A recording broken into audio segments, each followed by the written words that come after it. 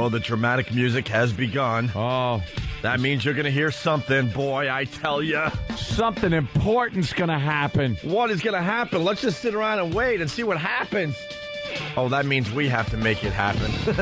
Oh, isn't that odd? Yeah, we can't just sit and go, all right, go. Let's hear what happens. Wouldn't it be great? We just sit here and go, all right, something important's going to happen. We got to make it happen. We just sit there and watch. We all just stare at the door for about 3 hours waiting for something important to happen. Why isn't something happening? Oh, we're responsible. Oh, yeah. We're the action stars. It's the Opie and Anthony show, and that's us. Someone jump out that window. Oh, would that be great? Bobby? It's the Opie and Anthony show. Hi. The O&A virus spreading across America. 877-212-ONA. Ant just arrived. It's one of those crazy days. E-Rock just arrived. Bob Kelly's here because we didn't think Anthony was going to arrive. Louis C.K. might be here, but he might be here later. Yeah, it was, please don't compare me with E-Rock being late also. Like Anthony's late, E-Rock's late. What? All right, why don't we take care of E-Rock first? Same level of importance. Yeah, and same level of late every day. I am here. I am promptly here every day. Right. You have a reason today. E-Rock, I don't know. Maybe we should start the reason why E-Rock is late bit. But it's official. We do have a sweeper, so. Oh.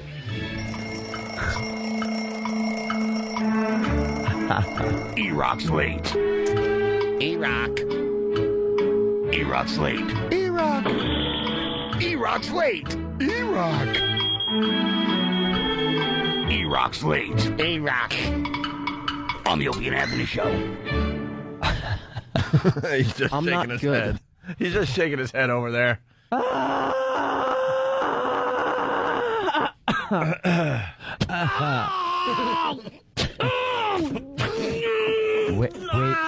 Wake up, E-Rock. Wake up. No, you gotta get up.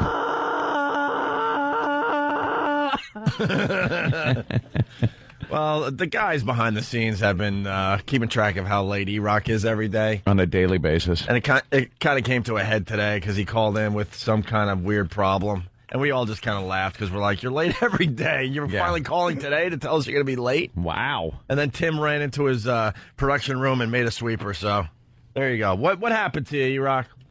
What's the deal? My car battery's dead. I do absolutely nothing around here. Oh, so you figured you could come in late. Thanks. So your car battery's dead. What year's your car? It's 2001. Yeah. Oh. Yeah, that happens. It's like a 1978 excuse. Yeah. My Gran Torino didn't start. All right. Car didn't start. What was it completely dead, or was it? There's a couple of kinds of dead. There's the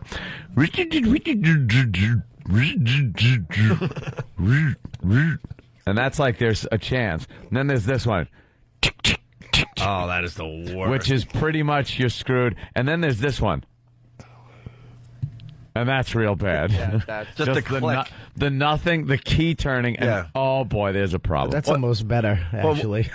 Well, when you're going through that whole process, though, you're like, all right, I think I should. I'm going to try it again. All right. Stop right there. Stop right there. Don't kill it. Okay. If I pump the gas. All right. I'm going to pump the gas. I'm going to wait 5 minutes. All right, here we go.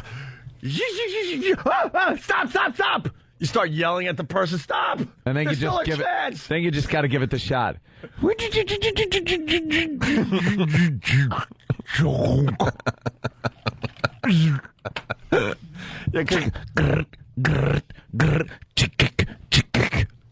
It always ends because you're being conservative. You hear it and you're like, "Oh man, I'm not ready to fully give it a shot." Yeah. And then save a little. And then you just go nuts until it's just clicking. Click. Make sure everything's off. Turn my radio off. Turn my air conditioner off. Everything's off. Don't push down on the gas. Max power to the engine. You're going to flood it with gas. Don't push down too much. Don't flood it. Of course, a car that hasn't been made that could be flooded since the 70s. Good point, sir. Good point. Flooded. When was the last time your buddy had to go, it's flooded? You smell gas all around? It's like a high school excuse. Damn it, flooded. Pop the hood and hold down the choke. You have to have a friend. No, it's a special way. Put your finger in there and keep the butterfly valve open in the choke a quarter of the way. Boom.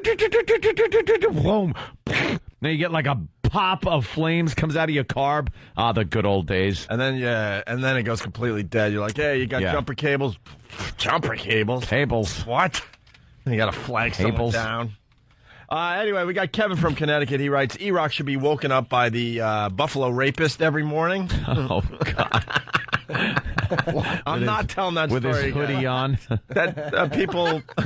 I'm not telling the story again. I mean, you're either in or not in on that joke. Very good, Kevin from Connecticut. And then Matt, the therapist from South Carolina, writes, Opie, it wasn't the car, it was his brain. Oh, did that need a jump start? So, E-Rock, do you feel good that you got a sweeper, though? Not really. I think it's kind of cool when Tim finally gives you a sweeper on this radio show. So it's like a badge of honor. What time did Eric get here? How late was he? Got here about 5:30. So basically, he was only 10 minutes late today. Yeah. That's no big deal. You got to jump? No. What happened? It's still sitting there on the side. On the side of what? By the way, where I parked. Oh. Hey, by the way, what time did you say you got here? About 5:30. Yeah, actually, you got here at 5:33 and 58 seconds. They keep track every day. They really do. So it's 5:54. You round it up. 5:34, right? 5:34. Sorry. My That was girlfriend. 5:54. Anthony got here at 5:54. I got here at 5:54. Anthony got here 10 minutes ago. So it was like a NASCAR event driving in today. Oh my God! So I'm doing more traffic. I'm doing the natural seg, but your lateness has nothing to do with Dummy's lateness. So I'm on time usually. So what happened? Well, my girlfriend had to have her gallbladder taken out. It was inflamed and had gallstones in it. It's like a little satchel of marbles. Like a marble bag with Aggies in it. So they had to do that. Yeah. And, like I said, when you're on hospital time, it's just a whole different animal. Hospital time in real time just doesn't... when someone goes, it's going to be a couple of minutes, usually it's like a couple of minutes, 5 minutes, like that. But the hospital's like, it's going to be a couple of minutes. We're going to get right to the problem. And then why are they moving in slow motion? What happened? Let me get the surgeon and he'll discuss things with you in about 16 hours. My God, how do you do that? Why? Why does it have to be 16 hours? He's got other patients to tend to, and he does it very slowly. I heard that on the replay. I'm like, people are going to think we're just slowing down a tape or something. That's actually Anthony. No, that's how it sounds. That's an amazing impression. And you sit and wait. So she was supposed to go in there at like, I guess 3 o'clock. And they give you a beeper. Wait. But you were supposed to do it Monday. Oh, yeah, it was supposed to be Monday. And then Monday. it was 3 o'clock yesterday. What time did the surgery And it was 3 o'clock yesterday. happen? Well, they give you a beeper. They give you a little beeper. And say it's time? Like you're waiting at like TGIFs? Exactly. And that's what they said. It's like Applebee's or something. They give you a beeper. The Cheesecake Factory or whatever it's called? You go to Cheesecake Factory. You're sitting outside with your stupid big beeper? Your beeper. So they give you a beeper in the OR waiting room. So there's people there that are just like, they're waiting for things as simple as, my girl's operation's pretty routine. Right. The gallbladder thing, and she's young and healthy, so it's not a big deal. And then there's people sitting there with doom and gloom on their face waiting for the doctor to say alive or dead. So it's horrific to have to sit there, so I didn't do it. So wait, I've never been in the... OR waiting room is just... oh, wow. There's like 4 rooms, and there's all families sitting in each of the rooms. So some of those people are having that death surgery? Dude, yes. Remember that creepy guy that used to advertise on our show about the cancer of the neck, throat, eyebrows, We eyelids? are here for stereotactic surgery for cancers of the neck, liver, chest, leg, goiter, tongue, eyeballs, hair, armpit. Stereotactic radiosurgery puts seed implants for prostate, leg, anal, and whatever cancer you have, we will try to take care of it. That was the guy that also did George Harrison and decided it was a good time when George Harrison had old pudding brain to go in and have his guitar signed. Yeah. So he got, I think he had a little ethics problem there, and now he's clipping toenails somewhere at an old age home. And we were the problem. Yeah, we were the problem. And we were the problem back in the day. We had to run these stupid commercials. Because they had the cancers. Piano music behind. It was like, Dring. It's like, dring, dring, dring. Does a loved one have cancer? Cancer of the neck, throat, nostrils, back of head, tailbone. He'd list a bunch of places, and you're like, cancer of the tailbone? Yeah. But of the spine. It's like, we all know what kind of cancer you get, but this guy, he came up with one. And it's so many more to worry about. Cancer of the teeth, cheeks, eyelids, nostrils, right, sinus, gums. Yeah, it is. A little ball bag in the back of your throat. Adam's apple, fingernails, fingerprints. Cancer of the fingerprints. So is that even possible? So, so back in the day, we're playing these commercials, and Aunt and I finally had it. We're doing afternoon drive. We're supposed to be happy and entertaining people, so we take his stupid commercials and we start playing music behind them to see how the mood changes. So we started playing like Benny Hill music as he's talking about these horrific cancer of the neck, head, chest. It was like, wow, okay, this is more of an upper. And then we tried. Feels better. I remember we tried porno music. It was everything. We tried all sorts of different music beds, and then of course a guy in a suit, I don't even remember their names anymore, they come marching into the studio and they give you that finger thing, like, come here. The doctor's very angry. Follow me so we can yell at you, even though you guys are adults. He comes in and works on these pieces, and you guys are putting different music behind it. He works on this, chooses the music and everything. All right. Enough. Don't worry about it. So put Beatles music behind it? Yeah. Little George Harrison. So there's that room. So you're supposed to go in the room, and you can take the beeper if you want to go to get something to eat. It covers the whole hospital. Right. So I'm wearing the beeper, and I'm not going to sit in the room. I don't want to hear people. And then they have off the room are the little private rooms, where it goes doctor, family, consultation rooms. Oh, boy. So you just know trouble's going on in there. And then you look to the side, and there's, the chapel. And the priest is walking around. You're like, this is the bad area. The bad area. Bad. So I decided to go onto the other end, close, but the other end of the hallway. There's a big glass room, and there's families sitting in there, and they don't seem so sad. And there's TV in there. So I go in and I watch, and I'm sitting down, and Lifetime is on. A Lifetime movie is on. God, and there's women sitting in there. So I'm like, I'm just going to sit. I'm just going to watch this. It was so embarrassing to sit there. You think Lifetime is a safe thing, but it was a movie about a dentist played by Tom Wopat.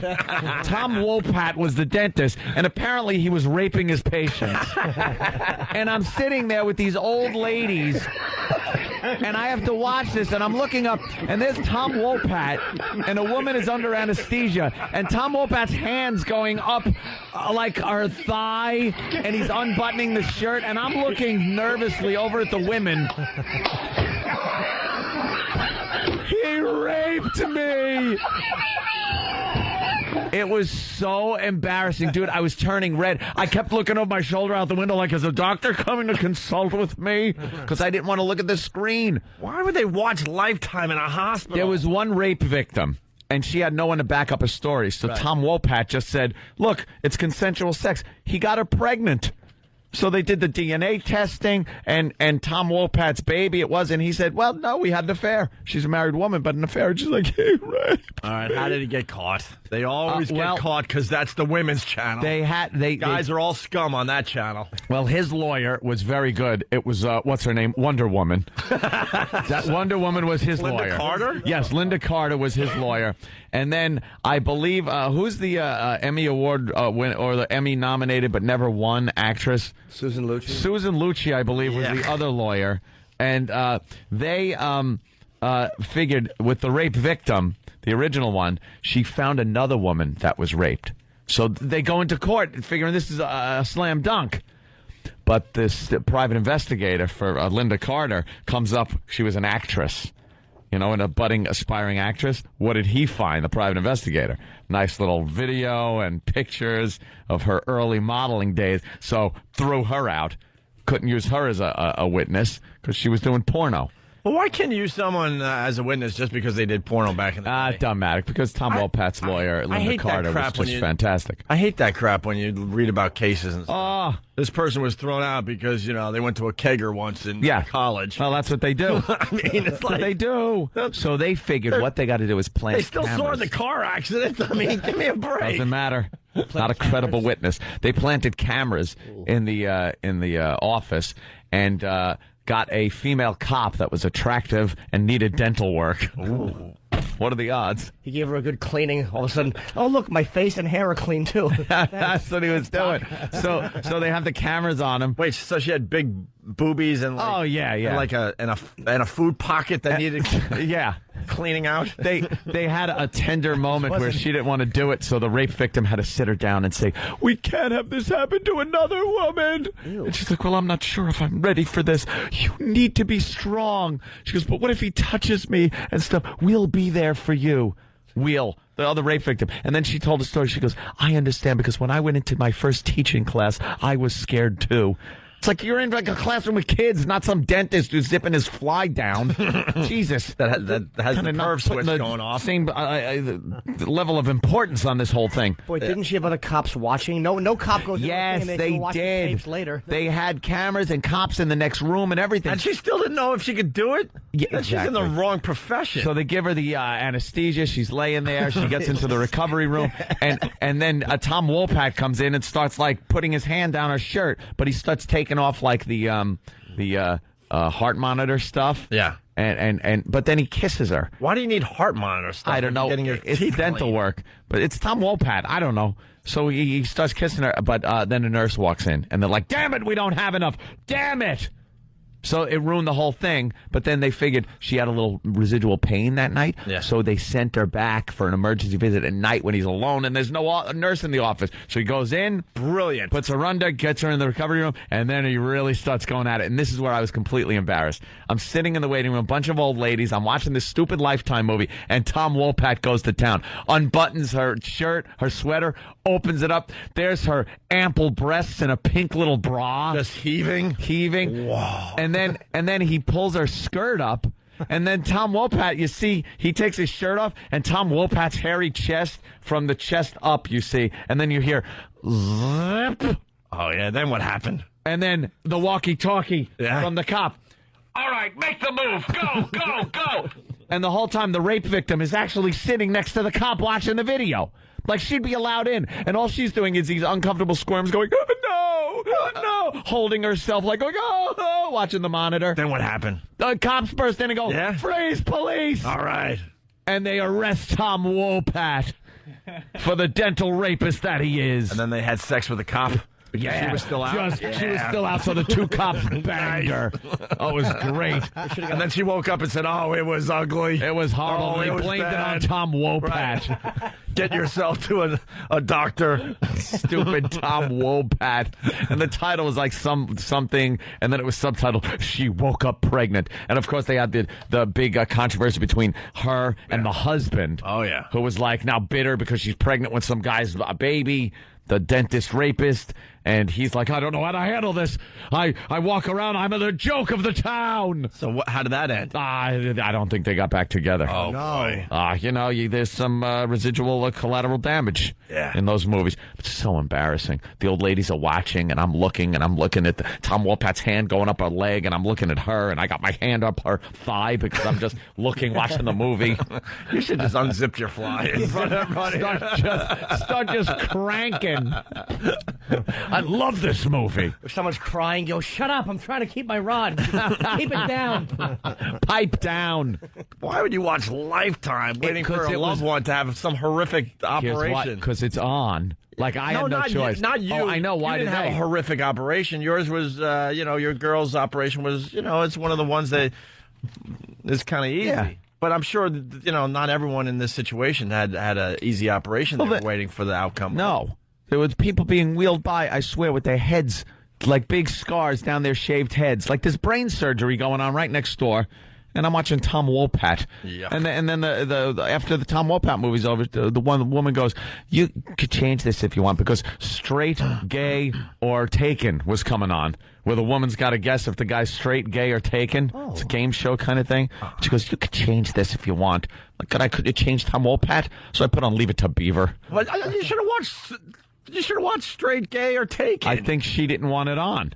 She was offended by it, and I'm sitting there watching Tom Wopat diddle. Leave It to Beaver's better than Straight, Gay, or Taken? I love Leave It to Beaver. Yeah. It was the accordion episode. It's great. All right, who wants to do the Beaver joke? Just kidding. That's it. I watched Tom Wopat just before. Why am I watching it now? All right. Straight, Gay, or Taken, how would she tell us? She would just smell the guy's breath? Chlorine. All right, we'll get part 2 of the story because we don't even know when the surgery happened. Of course. It was supposed to be 3 o'clock in the afternoon. You're going to tell us the time. Yes. Maybe a quick bet for everybody out there. A bet? Oh. All right, I'll put money down. Oh, damn, I know the answer. I'm a shoe-in. All right, they're going to guess what time the operation was. Yes. Considering you got here, as Ecstasy of Gold was playing, I would imagine it was pretty late in the day. Rode up like Clint. All right, we got to take a quick break. We got Bob Kelly here. Of course, Jimmy's here. Bobby. I think Louis C.K.'s coming in. It's one of those weird days. Sure. But it will be a fine, fine show. It's Opie and Anthony.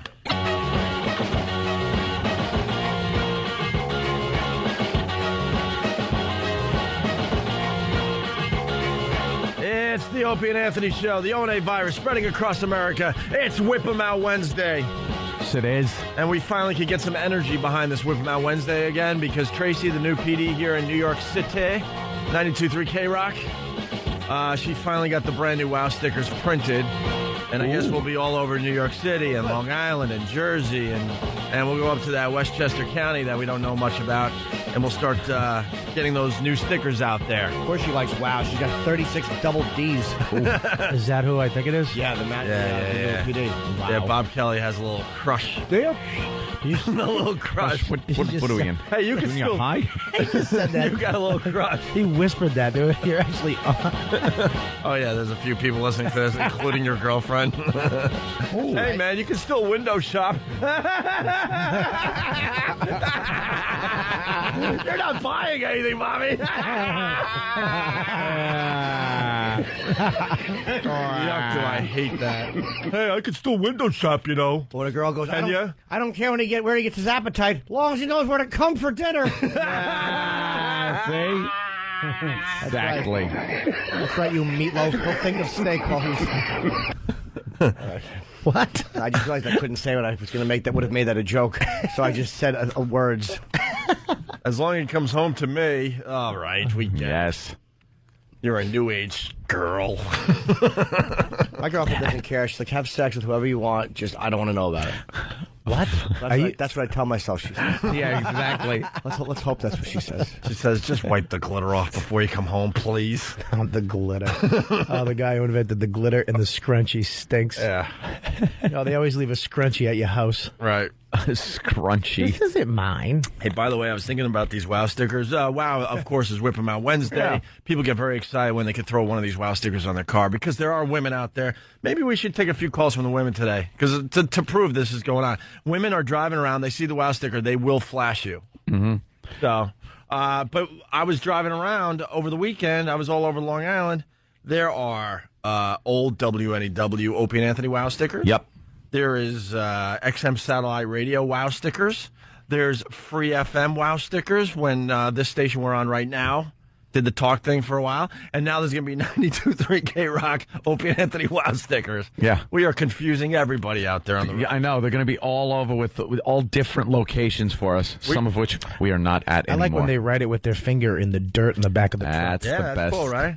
But I'm hoping that maybe you guys could update your stickers because it's very confusing out Sticker there. updates. Yeah, if you got an old one, maybe get a new one and throw it right over the old one. Help us out a little bit. When we were driving up Saturday for the fun of the Renaissance Fair, we were stopped just before that by a big fireman. Were doing this thing where they were stopping cars and asking for money. Mm-hmm. You know how they do that sometimes. Yeah. So they had these buckets, and all the guys had WOW stickers on them. Very cool. So I pull up, I throw them some cash, and I go, what's the wow? What's that sticker? Oh, Opie and Anthony show. And then they named the station here in New York, said 92.3 K-Rock. I was like, oh, yeah. I go, you listen to them guys? Yeah, every morning. I was like, oh, okay. Take it easy.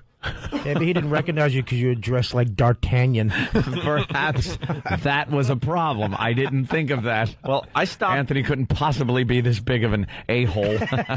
I stopped chasing guys on the LIE that have WOW stickers because they think I'm a creep. I was like, or a chick wanting to wow you. Wow them. I would be well. That's what I'm getting at. I would drive on the LIE. I would see a WOW sticker, so I would speed up. And get all excited, like, hey, that's me! And they would just start driving faster, like, get away, with this creep! I'm looking for chicks, you queer. Because you're pointing down, they think it's like you're pointing into the lap, like, right? Hey, I'll pop it in my over. So if you have a WOW sticker, I'm out there, and I appreciate it, but I'm not going to be honking anymore or chasing you. I'll just let you live your life. I just get a little excited. Leave them alone. Right. Well, I got the guy and he actually pulled him over and you're like, it's me. He goes, I know, Opie. Yeah, I know. Whatever. Embarrassing. Oh, how funny would that be? I know, I'm late. I'm late for work. Yes, I'm late. I get it. Jesus, man. It's not even my car, man. I'm borrowing it from my brother. All right, what do you got there? The second half of the hospital story. I got to correct my mistake. Certainly It was not Tom Wopat. I always got Tom Wopat confused with Joe Penny. Did you? As you were trying to scrap at 3 in the morning alone? When you were fantasizing about what man would take you? You wanted to be Wopat? Shut up. That was Tom Wolpat's hairy chest. Well, it was Joe Penny's hairy chest. Really and then he unzipped. Who cared? It was just embarrassing. So you're watching the Lifetime movie. You have watching nothing that. else to do. And then a commercial came on for a new Lifetime movie where none other than lovable Kevin Arnold, Fred Savage, is on the screen, and they play nice music, and then all of a sudden he's with some chick, and everything's going fine, and it's a typical Lifetime thing. Everything's going dandy until they really start hooking up and getting together and knowing each other, and then he's just beating the crap out of this chick, and she's like, "Is this love? Is this what you call love?" In a very special Lifetime movie. Whitesnake, is this love? Let's go, E-Rock. Fred Savage. No, we need that Lifetime crappy, sap music. In a new Lifetime movie starring Fred Savage. He's moved on from being Kevin Arnold, and now he's a real douche. And he's just beating this woman. Why do you... You said you love me. And he's choking her against the wall. It's like, that's how you get credibility if you were like Tom Arnold or Kevin Arnold. Tom Arnold. If you were Kevin Arnold, little Fred Savage, and you want to kind of get that behind you, you do a Lifetime movie and play a rapist or someone that just beats women. And then at the end, you get burnt in a bed or shot or something. Yeah, there you go. Shut up. Shut up. I was Kevin Arnold. I used to beat Winnie Cooper like this. Well, it was very embarrassing in the waiting room. But like I said, I was in the hospital there because my girlfriend had her gallbladder taken out. It was supposed to happen Monday. Then it was supposed to happen yesterday at 3. Yesterday at 3. So they go, oh, we're going to take her down in there a little early. I go, good. They give me the beeper. You could go anywhere with the beeper. So I'm just sitting there, and now you're waiting for the beeper to go off, you know? You don't want any problems. You don't want any complications or anything like that. So about an hour and a half went by, and my beeper goes off. I'm like, oh, that's quick. That's a little quicker than they said.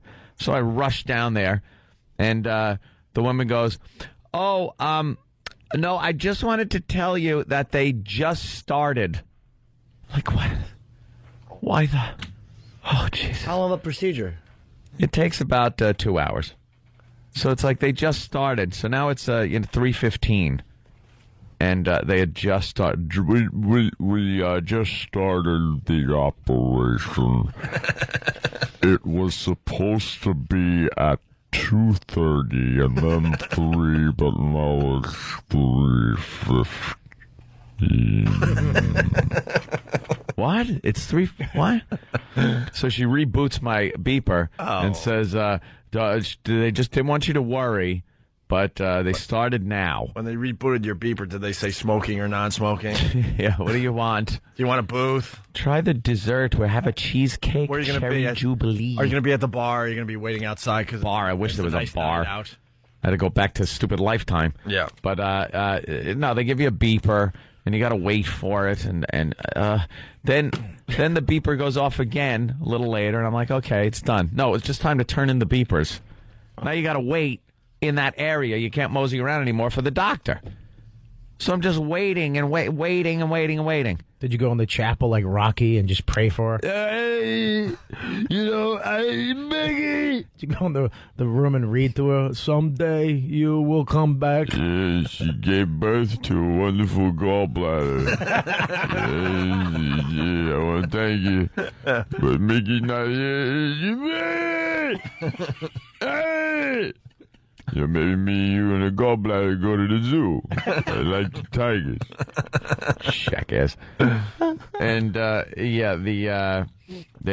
went back there and had to wait for the doctor now to come in. And at this whole time, it's just ping, ping, ping, ping, text, everybody. What's happening?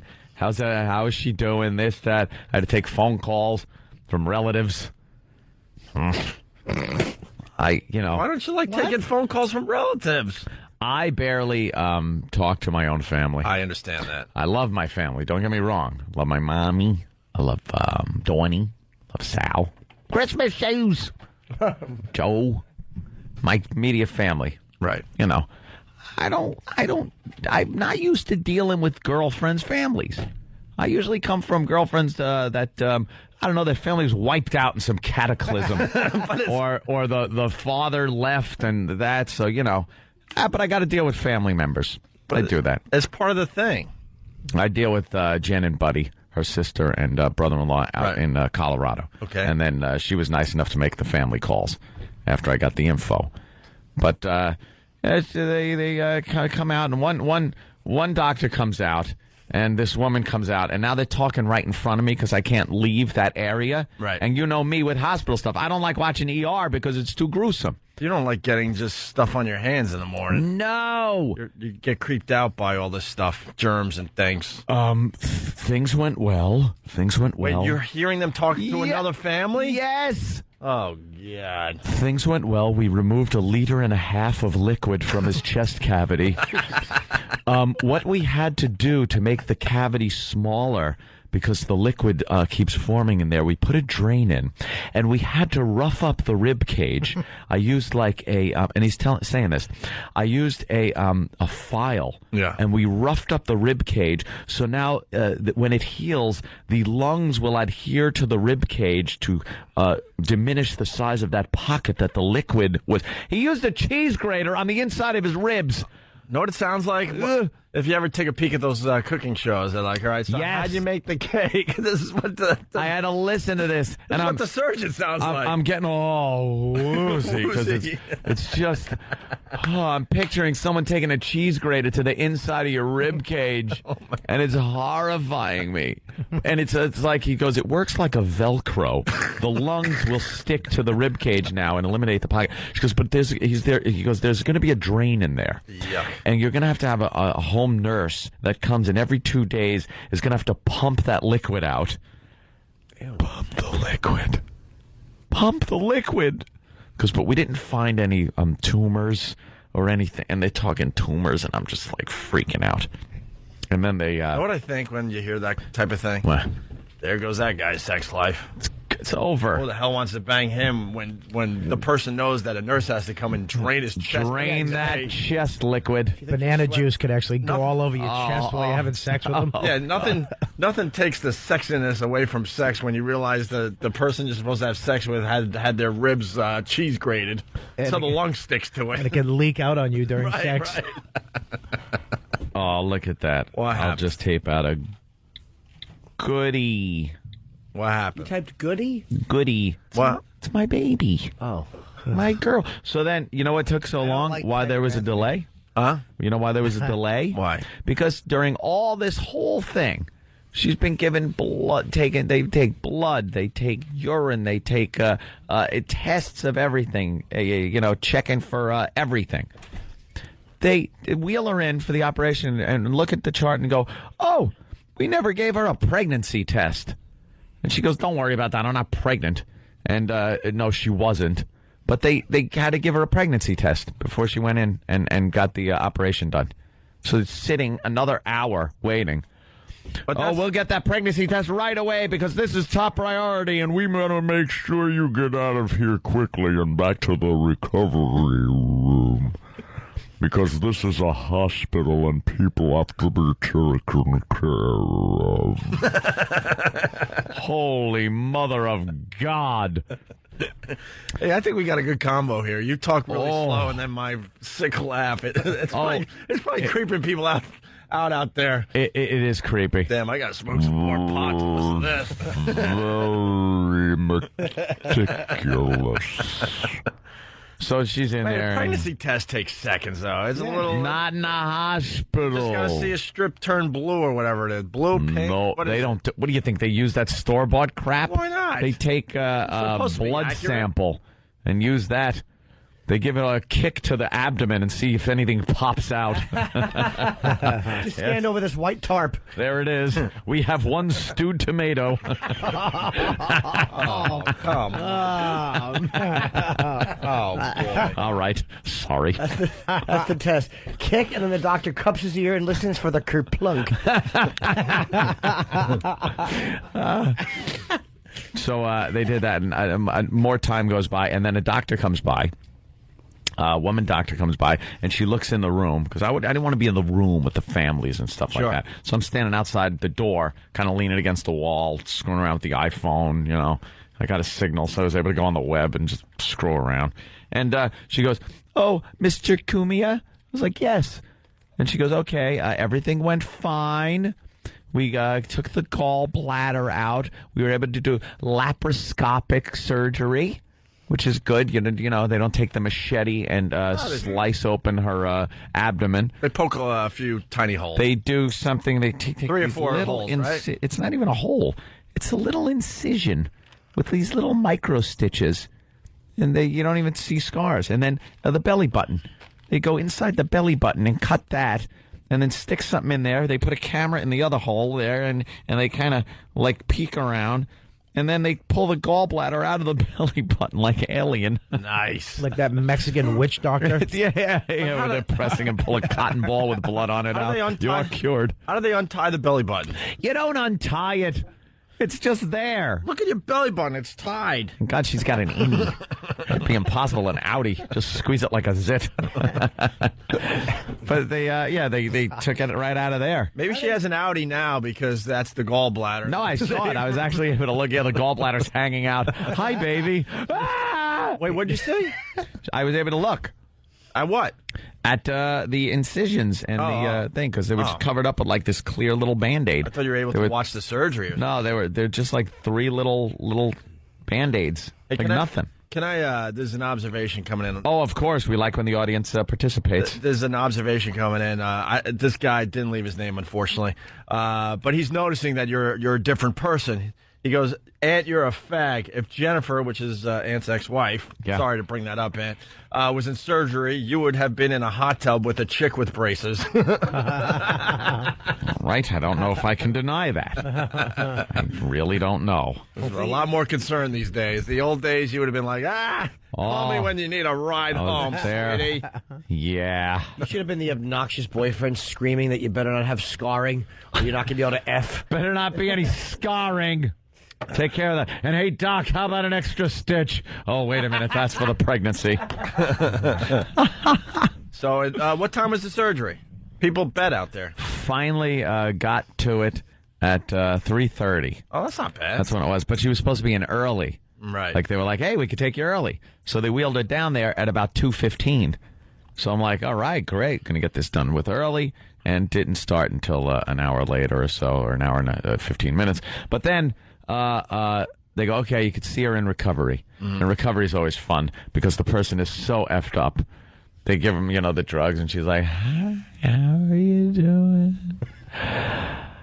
Everything went fine. I woke up. I didn't know who anybody was. I was like, that's because they're doctors and you don't know them. It's not the drugs. You just don't know them. We don't hang out with doctors. We've never seen these people before in our lives. I was scared because I didn't know who anybody was. And then all of a sudden they'll be like, well, they took the... like, baby, are you... sleeping? Oh, baby, hi. Yeah, I was just here. You all of a sudden got Alzheimer's for a second. Hold my hand. Oh, that's a nice icy hand. Yuck. I can't really talk. My throat is so dry. Ask if I can have some water because I'm... And then the nurse comes over. Oh, we'll get her some water right away. Any second now, there'll be plenty of water for you. But she's thirsty. Hi, baby. Number 3. You're up a third time. Oh, and the nurse comes over. Excuse me. I'm just going to give her a little something for the pain. Yeah. Because I thought that's what she had. Yeah, we just can't give her a little more because it's a very tender tummy and stuff. And they inject her with something, and she's just, that was the same stuff they go. She's out. Gone. We're going to wheel her up to the room in about an hour so you can see her then. So I go up to the room, and I'm just lounging around up there watching TV, and finally they brought her up about an hour later, and she's fine. Fine and dandy. As a matter of fact, her the last text that just came in moments ago, they are still planning to send me home today. So they're sending her home this morning. And my answer was goody. Goody. I answered goody. I didn't have time for goody gumdrops. Well, you will, because we're going to take a break. Oh, good. I'll find out Norton's what time. Face right now, looking at you. But Why? Anthony hasn't slept in like 3 days. The sleep is... I've slept on, like, chairs. Well, you can't sleep in a chair. There was one thing. She had to go for one of the tests Saturday or Sunday where they they make her drink some radioactive stuff, and then they put some scanner over her for 2 hours. And I'm sitting in this chair, and the room is freezing cold to keep the equipment cool, so I'm covered with hospital blankets in a chair. And it's a regular chair, a hard surface chair. And I'm trying to get comfortable in this thing, leaning my head on the back of a chair. And you know how, like, your normal office chair is kind of soft on the top, so you can actually lean your head there and maybe catch some cushioning. This was a slice of wood about a 1/4 inch thick that was carving into the side of my skull. Were you sick of saying, I'm not the patient? I'm not the patient. I just look horrible. Stop trying to wheel me away. I'm not the patient. Stop it. Hey, Stephen S. from Bayshore, did Ann take the gallbladder home as a tasty treat for Jack? Little Jack. No, it was full of marbles. And Hector from Georgia, the reason the surgery took so long was her parents needed to sign her permission slip. Consent form. Wait, my thing is, No. if the gallbladder stones are hard, how do they have to squeeze it out through that little laparoscopic surgery? Well, I'm sure it stretches open a little bit, and then they can hack it up if need be, and kind of take it out in pieces. It's not like I'm going to save it like a little sack. Well, the stones aren't that the stones aren't that big in the gallbladder. No, they're your not kidney that stones big. get pretty big. They're not that big, but it was like full of the little gallstones, and if they clog up one of the little ducts to one of the tubes that are in there, that's what the problem Make is. one of those Indian medicine bags. Yes, medicine bag. Out of it. You blow it up and harden it and make it a maraca. Could you keep it if you wanted to? No, they don't let you keep biohazardous waste anymore in the hospitals. Go figure. And the doctors don't smoke in the hallways anymore, Bobby. What year is this? All right, we got to take a break. All righty. Lots to do. We got Rob Zombie coming in today to talk about what? Halloween. Halloween, very cool. And they're releasing it early. They're releasing it in a couple weeks, right? Good. It's an odd time. Usually these Halloween movies are around Halloween, but in this case, I think they are going early with this. Good, movie. you get a maybe little early double September. shot. I'm not sure. And also we got Maury coming in at 7:30. I want to talk to Maury. Maury Povich coming in at 7:30. He has a lot of fun when he comes in because he doesn't deny anything. We like Maury and his latest, that whole fear thing where he takes people and just scares the bejesus out of them with whatever their phobia is and laughs. Can we play Cotton Man? And it's covered under the guise that he's actually helping. Can we play Cotton Ball Man next? Please. All right, we'll do Cotton Ball next. Just a little taste of that to get everyone ready for Maury today. It's Opie and Anthony. Rock and roll. Hey, good morning. It's Opie and Anthony. Maury Povich will be here in a few minutes. Nice. Can't get enough of his phobia shows. Hey, want to play Cotton Ball Man again? Cotton Ball Man, for the woman that was afraid of cotton. Well, let's do the quick clip from Carolyn here. Or is it Caroline? Caroline, Brian. Whatever. No. We should make a new rule. It's the same freaking pronunciation for both of those, so we don't have to be confused every time we have to say your name. Carolyn is afraid of cotton balls. This is her nightmare. I have a nightmare of a man who is made of cotton balls, and he is trying to kill me by putting them in my mouth. And I've had this recurring dream for as long as I can remember. I have a 1-year-old, and he has stuffed toys that I can't even play with him with. Or when I go to change his diaper, I'm scared that the cotton's going to come out of it. The brown cotton. I don't want to deal with this anymore. So put your kid in a microwave. We keep playing this clip. I tell you, you nut, you lunatic. We keep playing this clip. The bird clip is just as good, but yeah. So Maury decides, he's got to cure her fear, and he brings out a guy that is completely covered in cotton balls. And he looks very, like you would think that would look funny, but it's like surgical cotton he was covered in. So he looks like the Mummy. Yeah. And very scary looking. Like if this thing was walking around on the street at night, you would run in fear. It's a very scary cotton monster. He would make a great killer in a movie. Yeah. Cotton Man. Cotton Ball Man or whatever. And that's Maury's idea, though, of curing her of this whole thing, is to so just hilarious. bring the one thing she is most afraid of and then laughing at her. Probably the last thing you're supposed to do to a person like Oh, this. of course it is. He just makes Baby it the first steps. thing.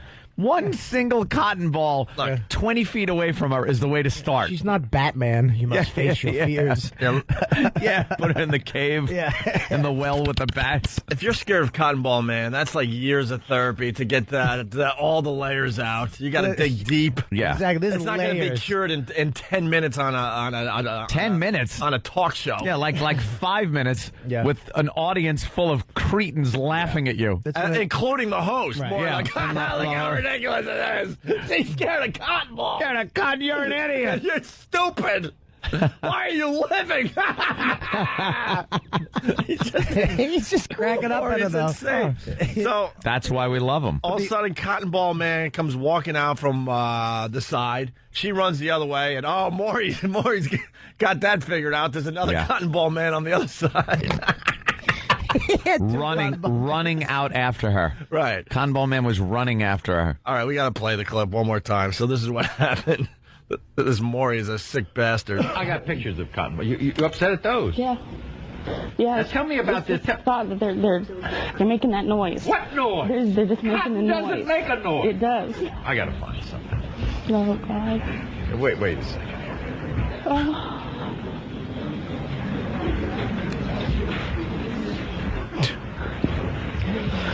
Carolyn, don't go back there. You're going to see more cotton than you want to see. Don't go back there. No. There's a lot of cotton back there. Carolyn, come here. This is one. No.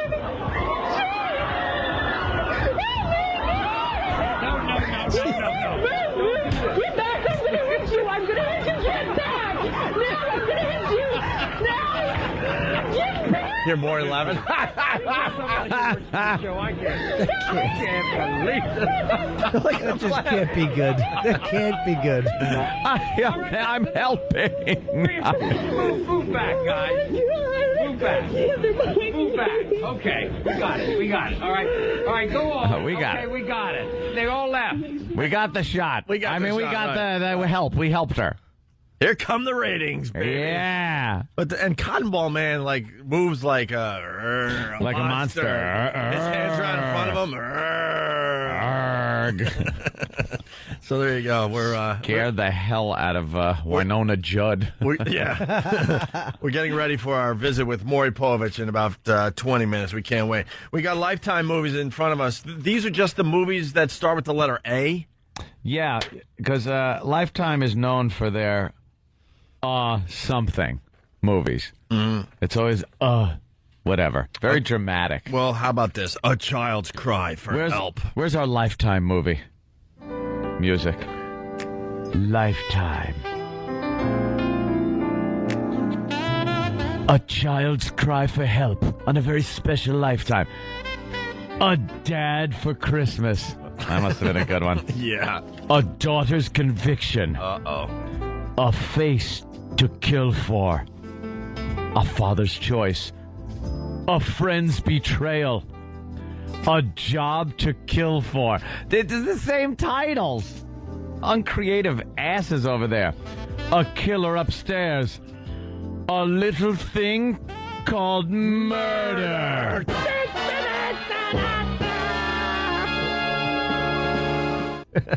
A Lover's Revenge. A Nightmare Come True. A Piece of My Heart. A Touch of Hope.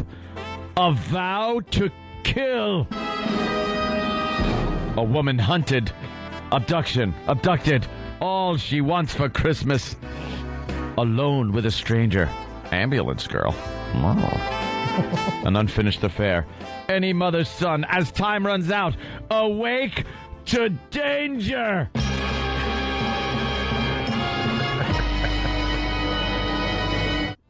A Child's Wish, A Crime of Passion, A Deadly Vision, A Face to Die For, A Family Lost, A Father for Brittany, A Friendship to Die For. They love that die for thing. I gotta slow you down. A Father for Brittany. Now that one sounds hot. Yeah. I like that one. You're my new daddy. A Killer Within, A Kiss So Deadly, A Life Interrupted, A Long Way Home, A Perfect Murder. A Town Without Christmas. The town you live in, Anthony. Yes. Yeah. A town with a lot of menorahs. I like A Town Without Christmas. Abduction. A Father's Love. Above Suspicion. American Tragedy. An Unexpected Love. And Never Let Her Go. Another Woman's Husband. At the Mercy of a Stranger. The worst is the last one. Aurora Borealis. Isn't that the thing with the lights? Yeah, it's a light thing. thing. Movie. I don't know. I'm sure it involves some guy who looked like cool and like a good boyfriend that she went and told her girlfriends that he was a great guy, and then halfway through he punched her face, and all she could see when she opened her eyes was stars and the Aurora Borealis. Hey, you missed one, by the way. Oh, which one? Your Baby is Black. I think that was a Lifetime movie, was it? Can we play the trailer? We haven't played this in a while. That sounds like it could be a Lifetime movie. Yeah, Your Baby is Black. Is Black. Nothing you have ever seen before. A real trailer. And nothing you have ever heard before will prepare you for the shock of... My Baby is Black. Now, the motion picture screen reaches its full maturity in this dramatic, bold story never before told on the screen. Sometimes I'm a bad boy, yeah. Yeah. My Baby is Black. All right. Hey. You know, that I don't want to blow up, but I know Lifetime was interested in doing some movies about our staff. Really? They certainly were. And you got a few of those? What was that? I heard one. I heard one. Oh, okay. Well, it could start something. I mean, the instant feedback, they're looking for something to do today. I don't know who this is for, but they're doing one. They said, a car battery for Fat Boy. Well, the Steve C story is coming in from Stephen S. from Bayshore. A bear in chaps. A C for Steve C. A boyfriend, a Nazi.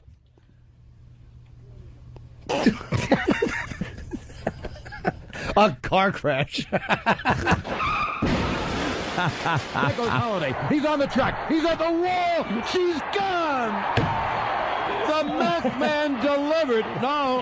What are they saying? I was only joking. Halfway, scored! No.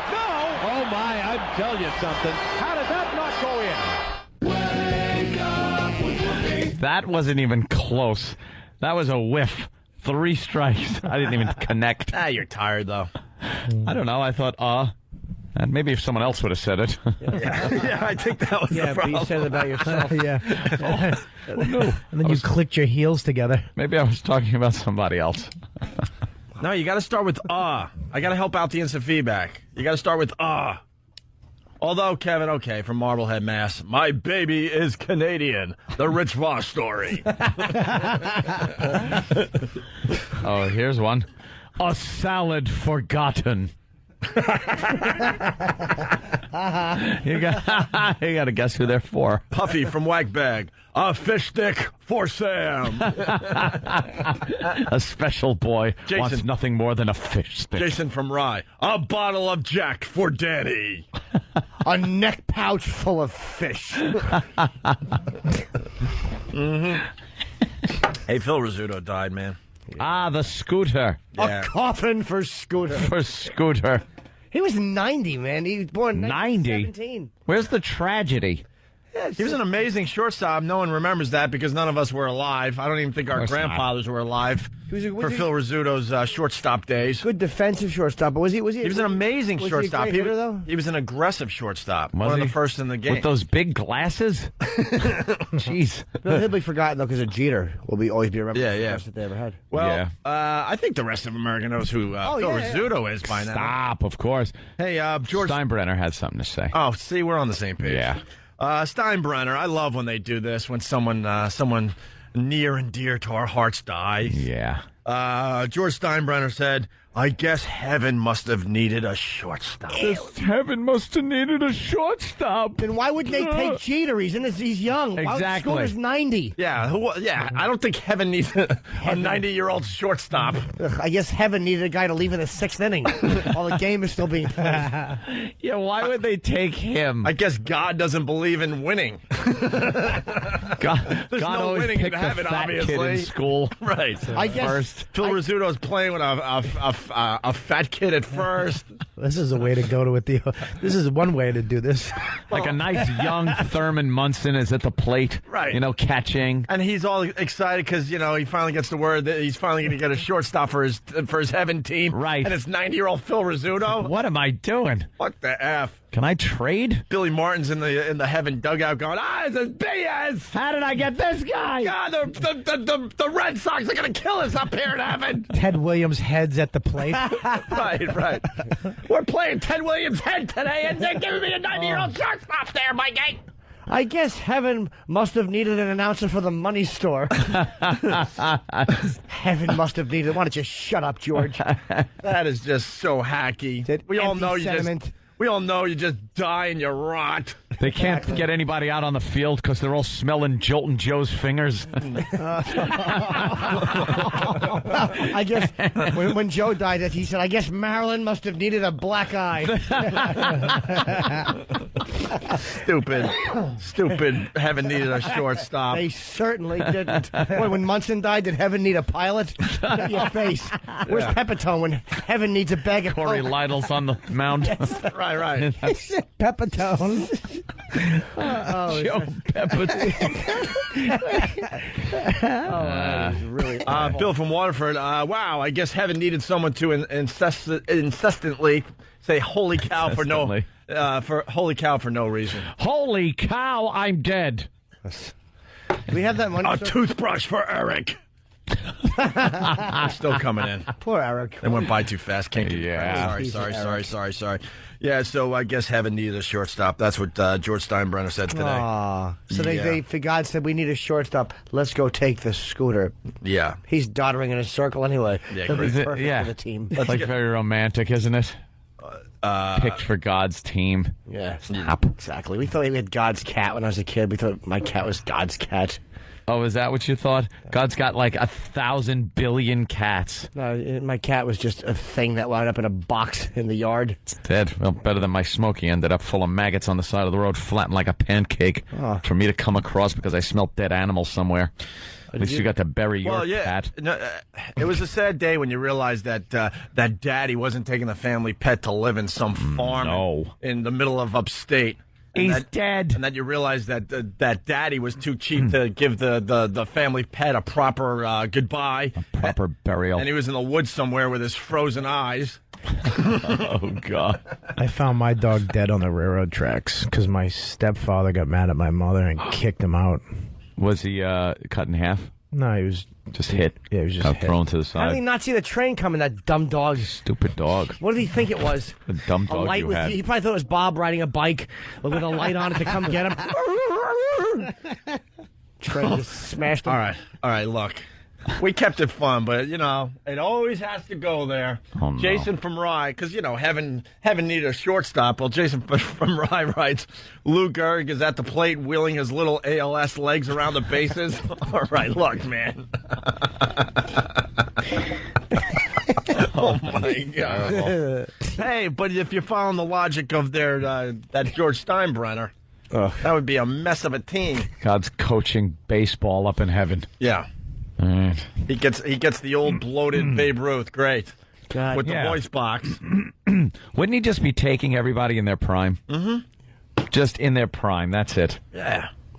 God, did you the shortstop? No, he didn't. A shortstop for heaven. God doesn't play sports. What? Silly. Hey, speaking of Phil Rizzuto, he was a terrific announcer for the Yankees. For the money store. And he did those dumb commercials, yeah.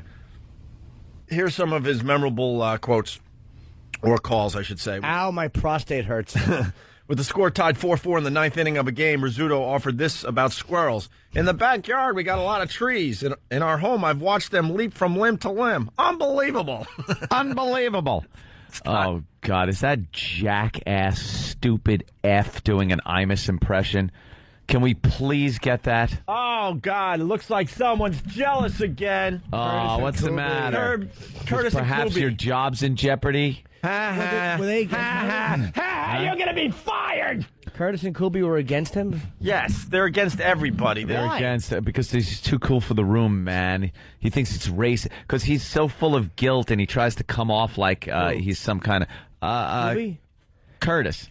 He tries to come off like he's douche. Mr. Love everybody and hates anybody that's controversial. Can we get the Curtis clip? Let me hear his Imus impression. I'm sure it rules. And I want what he said about us after our last controversy. He's a douche. He basically wants to beat us up. Do ya? Take another cab ride early in the morning with a pal.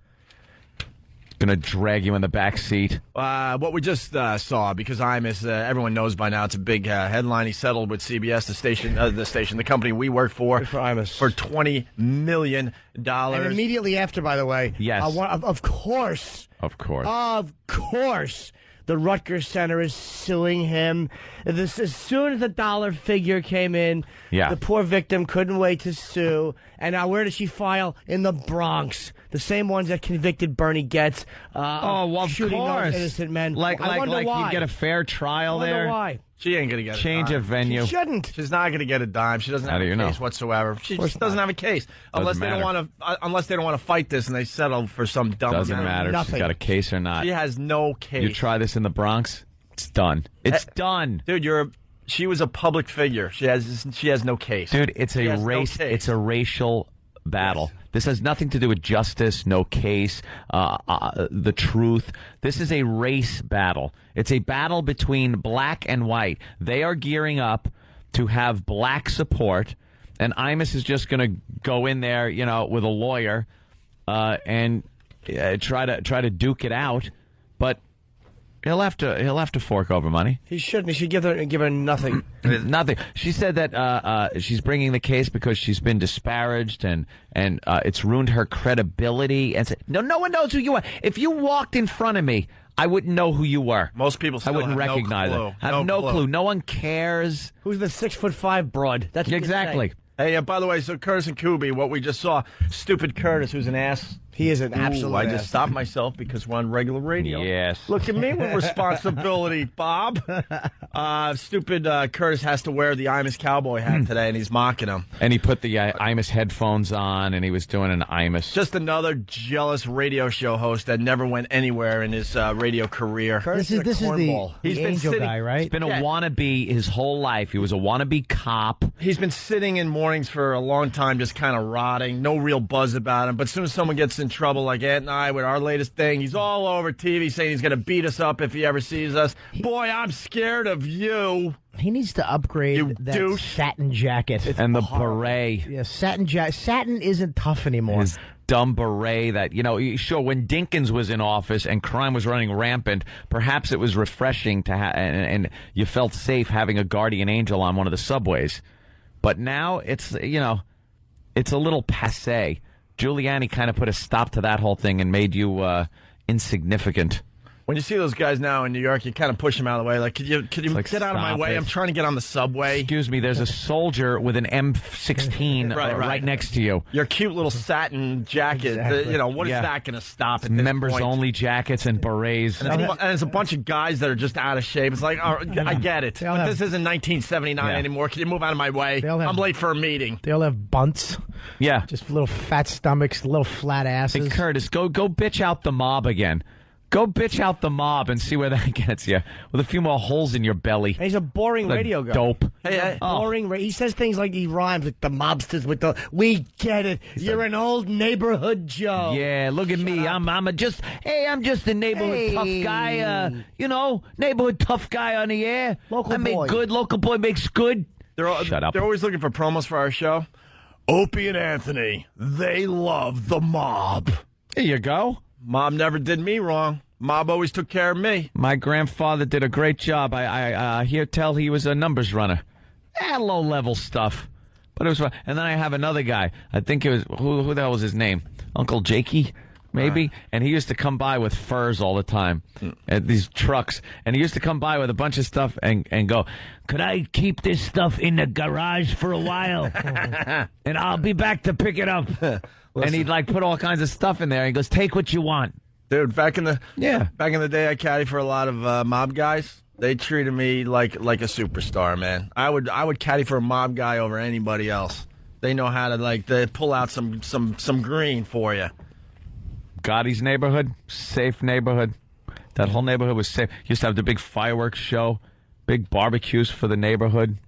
The good old days. So Curtis is mocking Imus today, just showing his jealousy once again. What a douche. He is a douche. All right, we got to take a break. We'll get back into the Phil Rizzuto thing because people are commenting on other things that Heaven obviously needed. The Benoit jokes are coming in like crazy. Oh, no.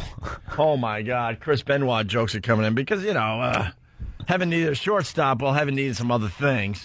And they're having fun with that on the instant feedback. We'll read some of those in a bit. But next, Maury Povich. Oh, thank God. Maury Povich will be on that couch. Nice. We can't wait. It's been a while. It's Opie and Anthony. You're checking out Opie and Anthony. We got a full house today. And one of our favorite guests is in studio, Maury Povich. Maury. Oh, my Lord. How are you, sir? I don't know how this relationship started with you because we're like, Maury's not going to dig our show. Oh, yeah, I do. And then you came in that first time and we laughed so hard and we realized that... I don't get this. Opie, you keep getting younger. Thank you, sir. And Anthony, thank you. And me. I'm getting more gray by the moment. See, he's got that hair color that the grays don't really show up in. Well, and I didn't stay up all night. His girlfriend had minor surgery. Had gallbladder surgery. So he's a mess. So I've been up for days. Well, she doesn't need the gallbladder. No. Nobody needs. Nah, you get that right out. She was afraid of the gallbladder. She was fearful. I wanted to book her on your show, and you could have shaken her of that fear of the gallbladder. I'm surprised there aren't more, ambulance chasing gallbladder surgeons. Yeah. I got to tell you a little something about his girlfriend. She's the first one to have her gallbladder removed before her tonsils. So, she still has she still has her tonsils. That must be nice. I went a little younger than my own age, Maury. That was a young girl. I know. All right, Maury. Yeah. We all got ours removed at 5. Yeah. I'm very relieved that Maury came in here with his gray hair because we've been making fun of you. I'm like, dude, your hair is way too dark for your age on TV. Know. But you don't understand. See, my audience, like your audience, is the youngest skewing audience in all of television. So you don't want. So what am I supposed to be, the mountain man? You don't need Grandpa out there. Exactly. Maury looks good. So in the summer, when I vacation and we have a home in, believe it or not, Montana. For 10 years. We go away to Montana from June to August, and I come back looking like a mountain man. What do you chop wood and stuff? Do you do all that? Only in the winter. You have people to chop your wood. Yeah, look at Maury. He hasn't had a haircut in 2 months. 2 months. I've had a haircut. Maury's looking relaxed. You can confirm to everybody because there's substantial numbers of people who think I wear a wig. Oh my God! You got a full head. You got more hair than anyone in this studio. No. Maury's got a nice full head of hair. You look relaxed too after being on vacation for a while. It's great. Yeah. What does a Maury do on vacation? I watch my son fish. Yeah. He goes on the lake up there and fishes. I mean, I'm not a fisherman, but I try to, try to be interested in what he does. What kind of fish does he go for? He gets lake trout and whitefish and things like that. And he doesn't do that. Well, everybody else does, fly rods with all these, going for the trout in the lakes and the rivers, and the river runs through it. He's out there with this big pole trying to get 38-pound lake trout. You don't get lost in the woods. I was looking at the loons. I was. Are you? I was picking berries. Kid learned to drive a car at 12. See, if you have enough property out there, you just just give him the car. He's not going to run into anything anytime soon, right? Better not. I hate fly fishing. I've never done it, but it just looks ridiculous. If you're going to fish, difficult. I do it, but that looks hard. You should fish. But I'm the typical city guy who goes out fly fishing. I have to have somebody else put the fly on. I don't do that. Like going out on a boat and dropping that line straight to the bottom and picking up some dinosaur from the bottom of the ocean. That's what I like. That's right. They have that deep sea fishing. Do you know that there are more dinosaur spottings in Montana than any other state? Montana? Yeah. Really? What are you smoking? Oh, you're talking like the fossils. Yeah. Oh, okay. Could have made an old Maury joke there. Right. Only when Maury's on vacation. The most dinosaur spotting. I'm teasing, of course. I thought Maury was seeing dinosaurs walking around. What I want to get into immediately. I've heard Cotton Ball Man. Is your show. This whole, not just Cotton Ball Man, it's the whole thing. Now, the paternity shows are fantastic. Those things are through the roof. People love them. That's a soap opera in 8 minutes. It's amazing. The angry couple, one accusing the other of being or not being the parent. Right. And then they drag them both out. They argue for a while, and then Maury comes out with the results. Yep.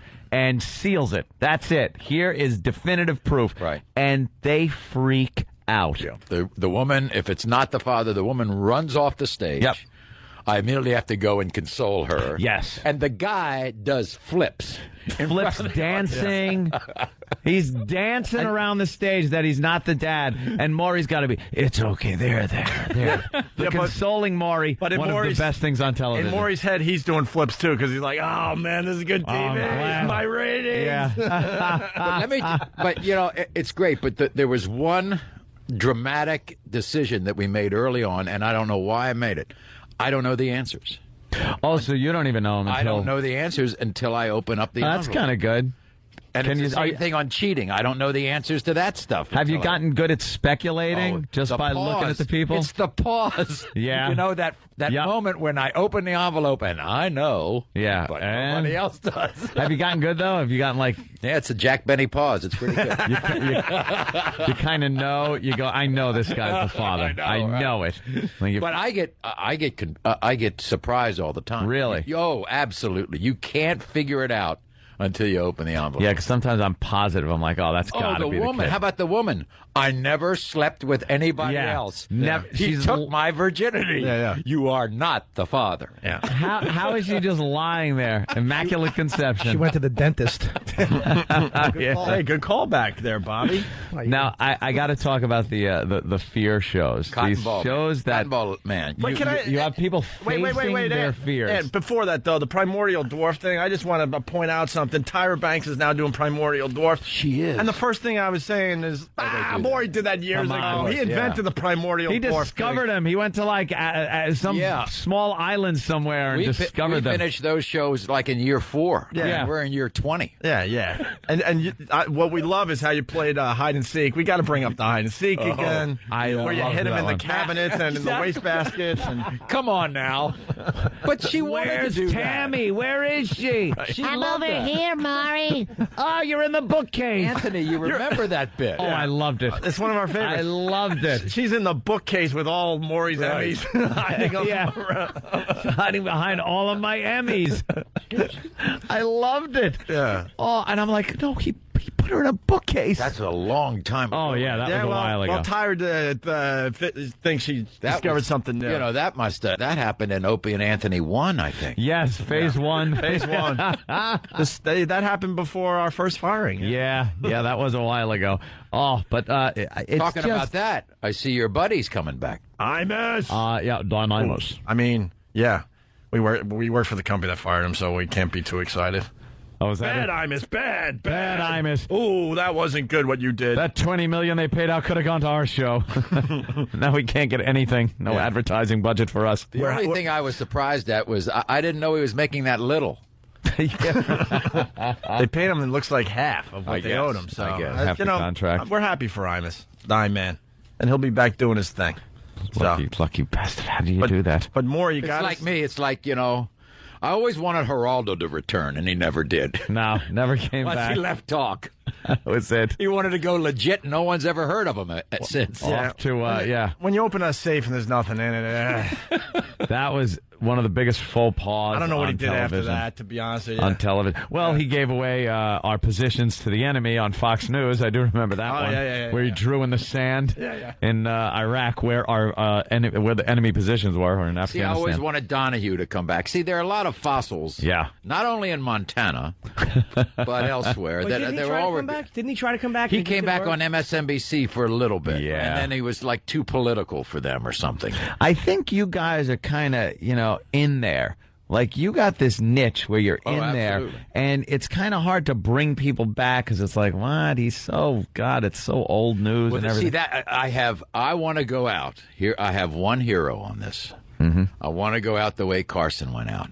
Once you leave, nobody ever sees you again. That's it. You do not appear. They want to give Carson all these special awards. Right. Bring him back. Do this big cameo special on the Oscars. Yes. Yeah, do this anything. special thing. He refused everything. The only thing he did, when Letterman started, he walked out on the stage, sat down. Do you remember this? No. He sat down at Letterman's desk. At CBS. And kind of like looked around and said, nah. And then got up and left. That was an amazing that was that was the only thing he ever did. And that must have been 15 years ago. Yeah, when Letterman went to 11:30. But Carson did walk out on that stage basically to show, look, he's my successor. And we love Leno, but, that's what Carson did for Letterman. Well, they said he was kind of forced out, Jay's manager or whatever. The NBC kind of forced Carson out, so why would he go back and take awards from them when he probably felt like he got squeezed? Yeah. Oh, yeah, NBC would call him up every year. Johnny, we want to do a special show. Right in sweeps, of course. And Carson said, I'm out. I swore to myself I would never appear again. Done. Oh, he's rich. The guy must have made 80, 90 grand a year. Perhaps more than that, Jim. Did you get the DVD set of Carson? Carson? Yeah, no, it's amazing. I just watched the commercials. Yeah, you watch the commercials, pretty much everything. No, it really is amazing. Oh, great Me and my box chick set. were watching that on the way to San Francisco, and I had to take I was such a blubbering zilch when Bette Midler was singing to him at the end, and I had to take my headphones off because I was tearing up on the plane. And sensitive. But she's not crying. She's looking at me like, you Nancy. How do I sleep with you? It was really sad. Hey, so you got our attention again, Maury, because the fear shows we can't get enough of. Yeah. The phobias. The phobias. Yeah. I'm just wondering, did you consult with maybe a psychiatrist, a psychologist, therapist to see if this really is the best way to cure people of their phobias? I heard that, Anthony. You have a good point there. Yeah, because I'm kind of like shock them. Shock them with a 7-foot-tall cotton ball man. Cotton ball man. This woman that's afraid of a single cotton ball would throw her into a tizzy. You don't start with the cotton ball 20 feet away from the room, from her in a room with a therapist going, there it is. Now calm down, calm down. You attack her with a cotton monster. And I want to tell you something. I don't know where they're coming from, so I figure if he's coming out on one wing of the stage, okay, I'll handle that. And she runs the other way, and we got an entry 1 and 1A over there, the other side. And there's another guy dressed up as a cotton ball man. But the best part, Maury, is that you're mocking them. Why am I mocking? You're laughing your ass off. I'm not mocking and you them. think it's hilarious that they're... Could I drag them on the show? No. Haven't they seen other phobia shows? I would think they Aren't would. we just answering these desperate letters? You don't have Very good. Wait, you don't have to laugh so hard. Let me play more. The laughter is Hold on. killer. Well, but I love it. Come on. Defend yourself here. Let me play the Andrea who's afraid of birds, and Maury, you just had to bring out one lousy bird. But listen to Maury. Just listen to Maury losing his mind in this clip. We have to have you face your fears, Andrea. Let's bring out the birds.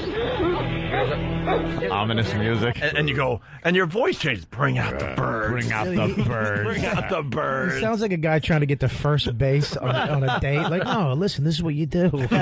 Bring out the birds.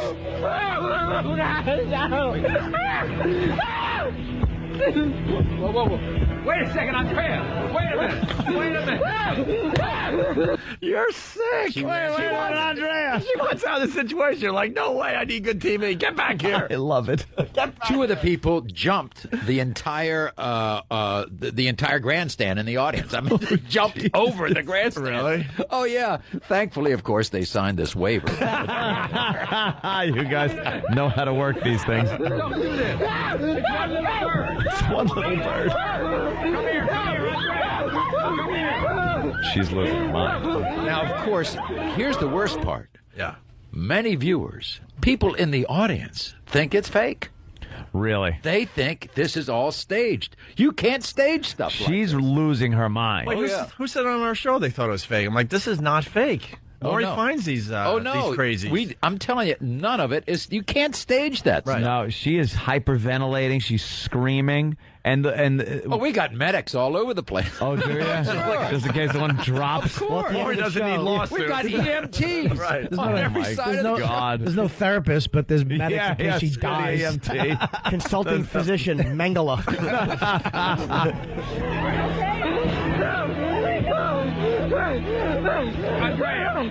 Andrea, one bird. One bird's a pterodactyl. Oh, my God, listen to her. You think she's kidding now? You think she's acting now? I don't think so. I don't think so. I proved myself right. Basically, he wants to say, isn't this great TV? Exactly. I think so. Then, of course, there was the pickle lady, and that showed up on YouTube forever. Yep. Pickle lady, afraid of pickles. And what you don't know, the mustard lady, scared of mustard, and not. I'll say this: she did have an everyman attitude. It was French's mustard she was afraid of. Wow! Not Grey Poupon. Not afraid of Grey Poupon. Just French's mustard. And of course, we bring out this big tray. we have Mustard Man. In a squeeze bottle. No, we don't. No. You should have done a little Nickelodeon thing and just drop the mustard from the sky on the poor person. What was the reasoning behind it? Did she give a reason? It was the color. It was the color of mustard got her. And she didn't like, when you take the squeeze bottles and the sound it makes when you push it on a hot dog or something like that. It just sounds like a fart. Yeah, sure. So anyway, that was Mustard Lady was big. We got the pickle audio. Pickle, oh God. Mariah describes her fear of pickles. Maury sends her to a pickle factory. Maury asks why she's so afraid. All right. And then, of course, you have to bring out a giant plate of pickles. The really big ones. You know? In the old days, the ones that were in the barrel. Yeah, the big, scary pickles. Or you can't get your hand out of the jar when you're trying to get your pickle. You don't have to be a shrink to figure out why it's it's pickles with mozzarella balls. They just terrify me. But how about the coach? Spends 13 minutes with them, and they're cured. Cured of their pickle phobia. Yeah, sure they are, Maury. You don't think so? No. No, because I think it goes a little deeper. I think, like Jimmy was saying, I think if a girl is afraid of pickles, she probably also doesn't like razor stubble and whiskey breath late in the night. She also Something like tells hot me. dogs. But we can be cruel. We can be cruel. No. My former personal assistant, great woman named Sarah Drew, was scared of mice, and unbeknownst to her, we brought the mice in. Taped it. She went nuts. Taped it, of course. Look at Maury. He loves this. Maury, you afraid of anything? You got a phobia of anything? Snakes. But that's with everybody. Let's bring the snakes on. Yeah. Look at the snakes. That'd be great. My son, my snakes, 12-year-old, he loves snakes. I hate snakes. Yeah, snakes not fun. Not good. Montana, any poisonous snakes up there? No, actually, not in my area, but there are a lot of rattlers elsewhere. Not in my place. My son sees some when he was about 6, he saw the snake, and he has a 6-year-old friend next to him, and he says, "Stay here. I'm going to get my net. I want to capture the snake." He's going up for a butterfly net, and the girl's going crazy. And the snake slithers away, and the girl's going nuts, and my son comes back and is ready to kill her because the snake's gone. And then he went, "Dad, I got a great idea for shows." Right. You scare the crap out of girls. When you start taping the new season? Like a week from today. Are we going to do something? Our show? ready? Well, we did it before, right? Yeah. Oh, and by the way, I see you got the cell from South Park. You're going to auction off. What happened? No. I sent you remember South Park? Oh, yeah. Remember South Park? Oh, that's hanging in my new place. Oh, really?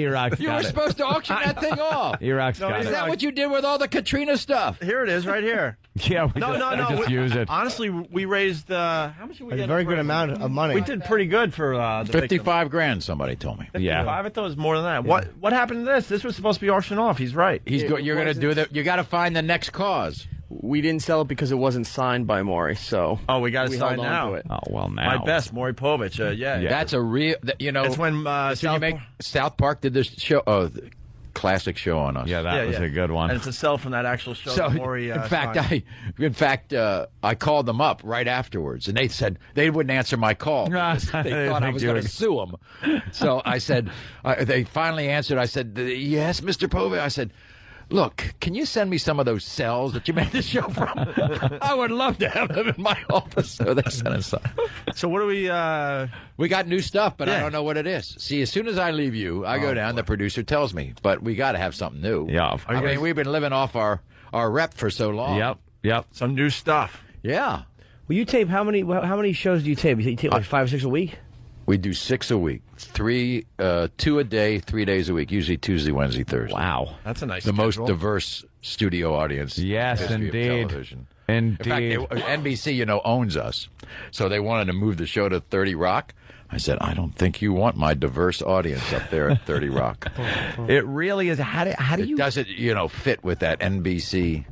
How do you get such a full audience like that, too? They love it. They bust in there. They come from all over the country, but a lot of them are local, and they just love to come down. Yeah, it's great. The worst audience Ant and I saw, we were on John McEnroe's Veiled Talk Show. Oh, were you? And, oh, my God, yeah. You were on that? Well, technically, yeah, we like weren't. the last show, I think. But if you're on a show and no one saw you, then were you really on the show? Let's be honest. Yeah. So, Twilight Zone. But we walk out, right? And these people had no clue who we were. They bust them in. Oh. Half of them looked like they were recovering from some kind of drug My overdose. guys are like my best friends. They call me Murray. Right, I love you, Murray. Murray, let me tell you. I could do a whole bit. That's it. That's what I got to do. www.themauryshow.com, where all this stuff, you can see all this stuff.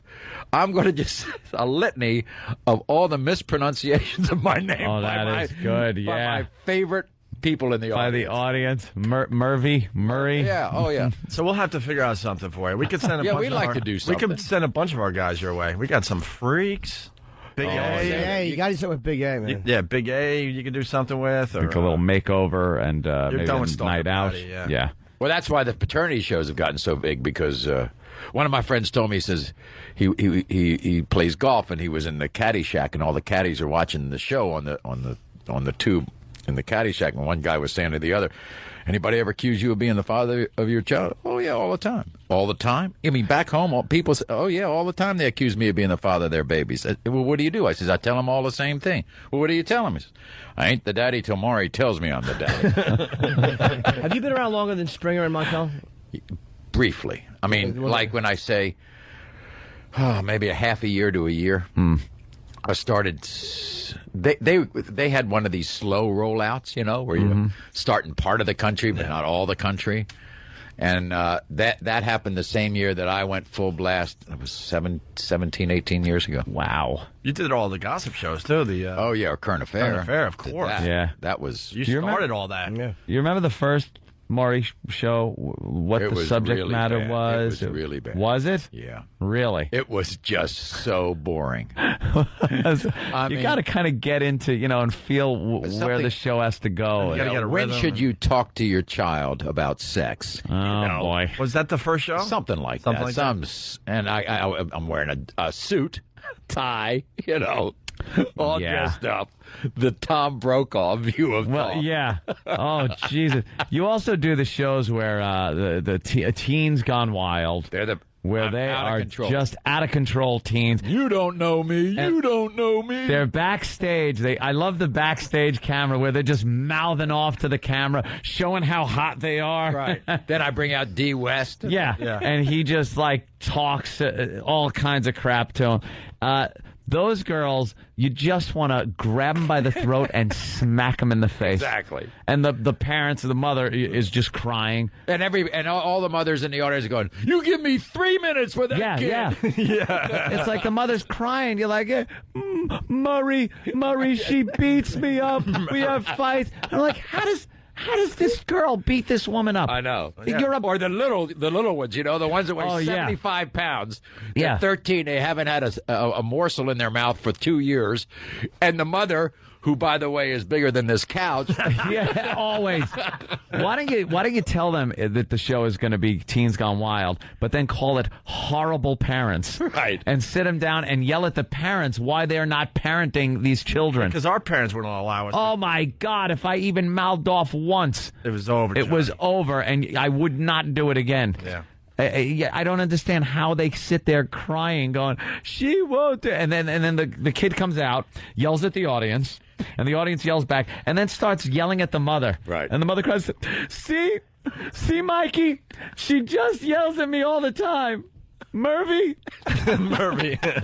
Listen, we got to take a break. All right. We got Rob Zombie here as well. Yeah. I mean, you could hang Maury. What do you want to do? I got to go. Maury's a hair man.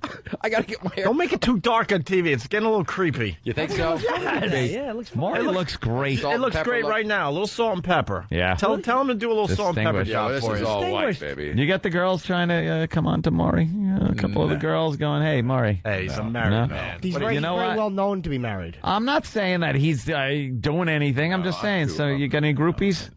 Maury groupies? No. Yeah, a little. Yeah, you got a nice distinguished look. You got a power base there. I bet you're lying. By the way, well, we have a videotape of you. I love the show you did with your wife there. I know it didn't do too well, but I was watching it. Oh, the MSNBC? That was good show. I watched it every week. Then, of course, the problem is, so she gives this... She can't sing a lick. Oh, my God, I remember that. We haven't talked to Maury since then. Remember that? The song that she sang at the end. To say goodbye. Oh, yeah. Thanks for the memories. It was too brief, the song, though. It was too brief. She did the Baker Boys. She did the fabulous Baker Boys falling off the piano. Oh, yeah. And everybody thought that she had, imploded. Yeah. That she had gone nuts. Exactly. And they start writing these stories about what has happened to Connie Chung. Yeah. Well, I would call people to watch the show on when was is it on the weekend or something, right? It was on the weekend, and I'm like, Sunday. Come here. I don't think they know they're on TV. You got to watch this. That was pretty much the gist of the show. Exactly. It was like, do they realize people are watching this? So finally, everybody goes crazy. Right? Everybody goes crazy. Leno had the best bit. So he brings Connie on to explain the song that she sang. And Connie says, well, I can sing off-key perfectly. And Leno goes, and you've mastered it. You guys both have a great sense of humor. Yeah, well, we had a lot of fun. And you can tell you guys have a really nice relationship. But it was fun to watch. It was great. God, well, that's what happens when people that are, legitimate news people for so many years show that they're human and have a sense of humor. Right. All of a sudden, it's like they're off their rockers. Of course. They've lost their minds. They have no sense. You can't show that emotion. Was there ever a weird thing? This is like, because she is a very legitimate, quote-unquote, journalist. Was there ever a time where she said, look, what are you doing? I'm an anchor. Why are you dragging me into your world? She would look at me funny sometimes. Don't take me down this road. But was there never anything weird? Like No. Hey, we're running really late. Thanks, guys. Maury, we can hang with you all morning. Thanks so much. Let's do this. Let's do a home and home. Great, man. All right. Absolutely. Good to see you all. We'll throw some ideas by you. See what you would check your, as my PR people would say, check your local listings. Local listings. Show. Some big markets, they're on 3 times a day. Just like Opie and Anthony on XM Radio. Yeah, all right. It's Maury Povich, everyone. Maury, Rob thanks, Zombie man. next. It's Opie and Anthony. Moving right along on this fine Whip 'em Out Wednesday. It's the Opie and Anthony Show. Greetings. RobertKellyLive.com. Bob Kelly in studio. Rob Zombie making his way into the studio. Tracy leaving the studio. I can't even look at her. You were a mess. I don't know. She just does it for me. And by the way, she said there are 38 C's because someone said she had 38 double D's or something like that. Double D. 36 double D and obnoxious. 38 full C. She could have one that's an A and one that's a double E, and I'd still like her. Yeah. Rob Zombie, everybody. Hi, Rob. Hello. Rob. We haven't talked to you in many, many years. We go way back. We used to talk to you when we were at WAF, but I don't think I don't think you would remember that. Yes, I do. And then we talked to you when we were doing afternoons for a while. Yeah, that was a while ago, though. Yeah, right. We've had a few screw-ups since then. Been around. But shuffled around. Always land on our feet. I'm very jealous of his friendship with Tom Papa. Tom's a comedian. Really? You are? Oh, it makes me sick. I want to wreck it because Tom's like the cleanest cut comic. He's like, he tours with Seinfeld. He's like a Letterman guy, and him and Zombie are really close, and it really bugs me. How did that happen? How did you meet Tom Papa? I don't know, but everyone keeps asking me that. And that was like a big topic yesterday, too. Like, how would you know Tom Papa? And it's a simple. I couldn't even remember how I knew Tom Papa because I was kind of thinking, like, why do I know Tom Papa? You're saying the same thing. Why would I hang out with this guy? But I remember we both flew across country to this, not together, but we ended up at this wedding together that was so boring that we just started talking, and we just sort of bonded over the misery of being at this wedding, and then we, It's all it takes sometimes. He's a funny guy. Yeah, he's a really good comic. I like but funny guys. It bothers me that somebody I'm friends with is friends with a rock star that I like. Well, Jimmy, you being a comic also, you would think that you would have friends like that. You have like Sully from Godsmack. Yes. Is a friend of yours. Yes, he is. Ozzy Osbourne. Has no idea I'm alive. Now Sully's all insulted. You said you don't know any rock stars, so he's like... No, Sully, I'm an Ozzy fan, and I watched him the other night. He did perform on top of the Hard Rock, and me and Florentine stood for an hour and 20 minutes and waited for him to come out the side door. Really? Like, what's wrong with me? You already like a kid. I know. You already have pictures with You him. have every single thing you could possibly have of Ozzy. There's nothing, Rob, we got to explain. He has to get pictures with everybody that's famous, and Ozzy especially. He's like an Uber fan. He's got multiple photographs with Ozzy. He's got with him, audio. He's got. How many do you need? That's exactly. Thank you. Going. It's not. Thank you. You're not going to become friends with him. Yeah, there's nothing. No matter how many times. That's his fantasy. That is his fantasy. Well, maybe if He we doesn't want any friends. This is what I want. But Rob is right. This is what where is this going? Is pretty much what I was saying to myself at 11:30 at night. I'm 39 and I'm waiting for a British alcoholic to walk out so I could just go, "Hi, remember me? I didn't think you would. Take care. God bless." He even has a picture with all of Black Sabbath when they were inducted into the Hall of Fame. Ever, yeah. The Rock and Roll Hall of Fame. But here's what I want from Ozzy. I want Ozzy to one time walk out and I'll go, "Hey," and they'll go, "Hey, Jim," and keep going. That's all I want. It'll never happen. I know. You could be on tour with him for a year, and it would, No, he just won't remember. No, it's just how You've given him a new hope, though. He's hoping someday it's like, Jimmy, isn't this a boring wedding? No, it's so boring. And it's mine. Yeah, I'm right. You're the horse. Sit down, Oz. Then Tom Papa will come in and C-block you from him, too. I mean, I don't know. Maybe Tom Papa, he'll hang out with you. Yeah, he'll hook you up. Hey, you dude, I'm also, this is another thing makes me very jealous and sick, is that you got to work with Malcolm McDowell, who's one of, my all-time idols, obviously. From yeah. You get it bad, don't you? I'm just an envious little He's like fanboy. Did you, who does he play? Does Malcolm McDowell play the Donald Pleasance part? Yeah, he plays Dr. Oh, Loomis. wow. We're talking about Halloween, obviously. We should get everyone up to speed. The remake of Halloween, directed by Rob Zombie. You considering it a remake, or is it a new vision? I don't know. Everything's just a new term for the same thing. It's a remake, I guess. Yeah. There's a lot of new content, so remakes makes it sound like, it's like a shot-for-shot redo, which is not. So it's the same story. With a lot more backstory and a lot more stuff added. What about, I got to ask you, the Captain Kirk mask? Is that still part of the... Yeah, I mean, that's really the only, if you lose that... The constant, go, well, what the hell is it? We went to like a Jason lot of trouble. Making a new Friday the 13th with a catcher's mask on or something. You should have it, a William Shatner mask of what he looks like today. Today it's the Priceline Shatner mask. Right. Age the mask like Shatner aged. Why Halloween? Like, when did you say, all right, this is a movie I just want to redo? Or do? Well, I never thought about it before. It just was one of those opportunities that came up, and somebody offered it to me. And at first, I didn't want to do it. I just thought maybe it was kind of a stupid idea.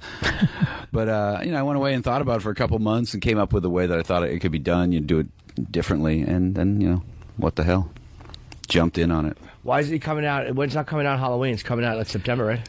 Yeah, I don't know. August 31st. August 31st, it comes out. I mean, I don't know. That's fine with me. If you come out.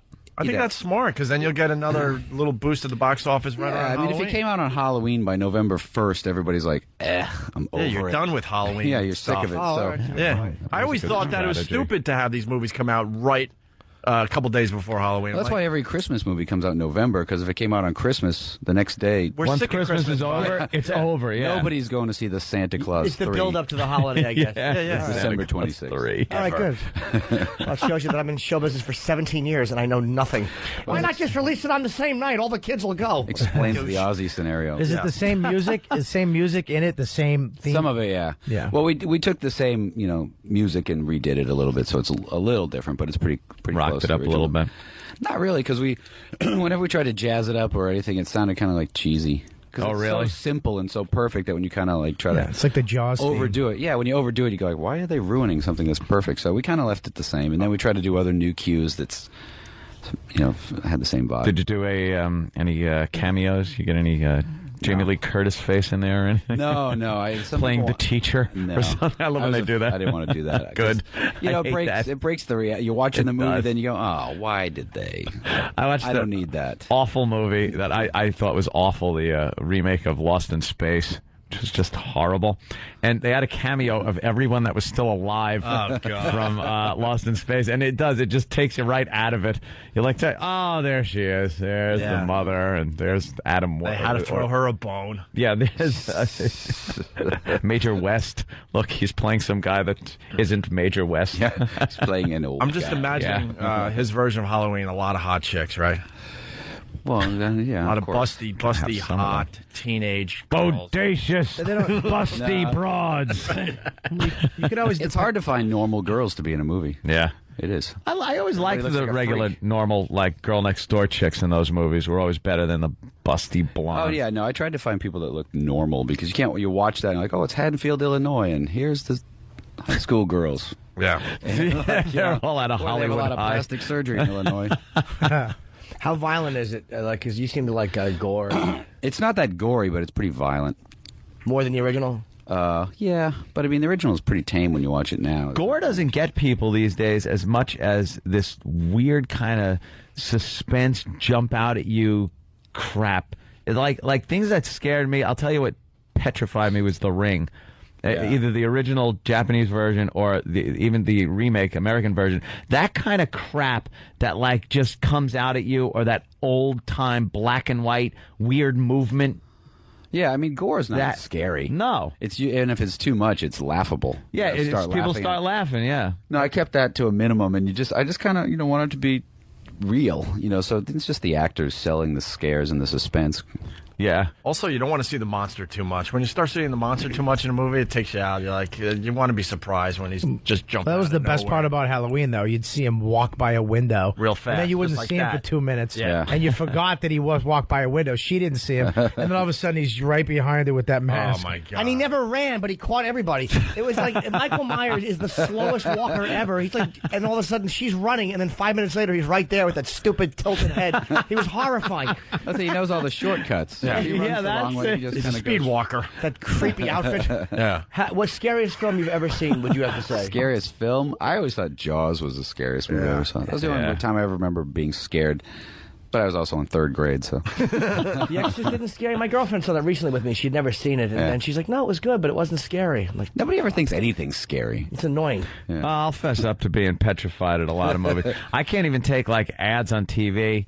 It's late at night. It's dark. I'm like thumbing through the channels, and then that stupid The Grudge ad came on, and I was like, "Goddamn little kids!" And those 2 girls in The Shining. Every time. I cannot look at them way down the hall. That Kubrick shot of them way down the hall. Come play with us, Danny. Whoa! I can't look. The first half of The Shining is just scary as all hell. Yeah. Well, so's the second Absolutely. half. Huh? Well, The second half is scary. second half's more funny. Grady and him in that bathroom scene is a scream. Your son is attempting to bring an outside party into this situation. I thought the first half was really scary because of the whole transformation of his character. And then he was what he was for the second half, like a complete lunatic.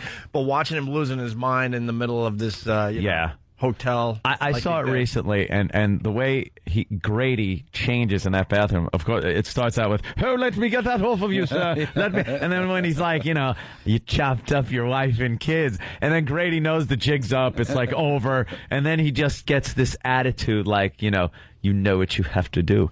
Yeah, perhaps a bit more.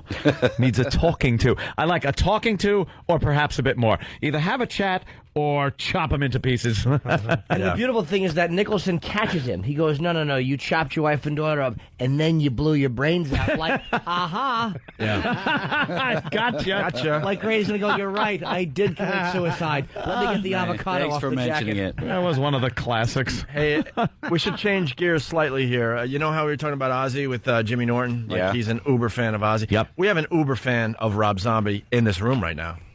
And you met him. Oh, yeah. It's the same thing that you were saying about Jimmy. It's not even a joke. But you don't have an Aussie tattoo, do you? No. This guy has been freaking out about this. This is Sam, our own. And hello. Yes. Again. And look, think how he was panicking because my girlfriend had a gallbladder surgery last night, so I was calling up everybody going, look, I might not make it into the show. And when I don't make it into the show, we usually don't do the show because it's kind of awkward and stuff. So this show was almost going to be canceled, and his little heart was going to break if he didn't get to meet you or see you here today. It doesn't get met before. Yeah. We met at Comic-Con, and I remember. Oh, look at that. Hey. Unlike the Aussie scenario. Yeah, yeah. Oh, Jimmy. Hello, Jim. Well, it doesn't get any. Hello, Jim. And then there's someone he knows named Jim behind you. Exactly. Not you. And Sam's not. Move, you're blocking Jim. Yeah, Jim, get this little guy out of the way. In Sam's eyes, though, it doesn't get any bigger than you, Rob. Yep. It's true. Right? There's no one bigger in your mind. What about Vince McMahon? Yeah, Vince? That's Rob true. Zombie beats Vince McMahon. Wow. It's true. I don't have a Vince McMahon tattoo. Tattoo. Oh, Today's the one day you don't have a zombie shirt on. He wears zombie shirts every day. I went through my whole closet. Have we seen this? You don't want to overdo it. Have we seen his tattoo? Let me see your tattoo. I've never seen it. Where is it? He has to take his pants off. Your I don't wanna see arm? it. Yeah. That twig? That's the. You're hiding it behind the mics. Look at that. Do you know what that reminds me of when Bart Simpson got a tattoo? Yeah. And it was inappropriate because it was a child? But what was they- Bart's tattoo? There was something weird. Yeah, it was something weird. Mother, I think. Yeah, was it Mother? Oh, it just said moth. A moth. Yeah. Right. Stop. And that's the. Where'd you get the autograph to? Well, he did an autograph signing when he came out with Educated Horses in Times Square. Yeah. And I signed with a tattoo gun. Well, now that's terminus. Separates the real fan. Yeah. Oh, boy, we're going to be here a while. It's been 10 hours, and he's only on the second person. Look how rosy his cheeks are right now. Oh, yeah. Drive home from Syracuse, because that's when I was going to school. Yeah. Just for the one day. Like, I drove home that morning so I could get there. I had my girlfriend wait online at the Virgin store with all the people for a bracelet. Oh, my God. Yeah. Oh, my God. He's never like this. Wow, I love seeing this. And then so, I decided at the last minute that I would just ask him to sign my arm. And then we went to the concert, which is the Nokia Theater, right after it. And so I had to take another day off school to go to the tattoo shop as soon as it opened the next day and get it signed. And you went, go right over this. And by the way, don't Sam, you screw up. Your hero doesn't eat like an 8-year-old. Yeah. You should change your eating habits. Someone that's into Rob Zombie like this, you'd think you'd eat a little more, I don't know. Cooler. The guy eats like an 8-year-old. He eats like an 8-year-old child. This guy eats just like an 8-year-old, like Aunt just said. Yes. How is that? I don't remember how an 8-year-old eats. Well, watch. We have no idea what he ate last night. Sam, what did you have for dinner last night? It was an Elio's last night. Elio's pizza. And some more celery. Celery sticks. And he eats like fish sticks and chicken fingers. Yeah. And he eats like finger food that you give a little kid. Right, because and the they kid make doesn't a want to mess eat much. And then he washes it down with a big glass of milk every night. Big glass of milk. And for dessert, he'll have like gummy cola bottles. Yesterday. They taste like cola, but they're like gummy. Yeah, wax. Drink What was your dessert last night? Drink whatever that was out of it. Yeah. We got more ice cream, so I got to have ice cream last night. How sweet. Any topping on there? Sprinkles or? No, we still don't have any toppings in the house. Oh, that's a shame. We'll have to buy you some. It's weird that you like Rob Zombie, like with Lionel Richie being your dad. It's just weird. He does look like the head from the Hello video. Do you want to ask that Rob? clay head that the blind girl made? Oh, God, yeah. Didn't even look like him. Looked like Neanderthal man. Yeah, Jesus. But the whole point was, even though she's blind, she knew exactly what he looked like. God damn. Well, the guys prepared questions. The caveman from the Geico ads. The guys prepared questions for Sam to ask Rob Zombie. Thank God. Look at his rosy cheeks. You're getting to talk to your hero in an equal setting. Look at Rob. He's like, oh, come on. This isn't going to be good for anybody. Crap, no. Believe me. It's different than the average interview, though. We try to do things differently. I'm glad he's a realist and not working this up to something good. Right. Like this is going to be a lot of fun for everyone. Rob, I want to apologize. This is going to suck. Rob's like, whatever. Can you at least promote Halloween's coming out? Halloween is coming out. August 31st. Go ahead, Sam. These are questions. How would you rate your remake of Halloween on a scale of 1 to 10? 1 being really cool, 10 being ridiculously awesome. 11. Wow. Why'd you skip the... Oh, you already know the answer to the first one? Yeah. The first one was, do you remember me? Do you remember my tattoo? But, all right, yeah. Really We've established that. Yeah. That's weird.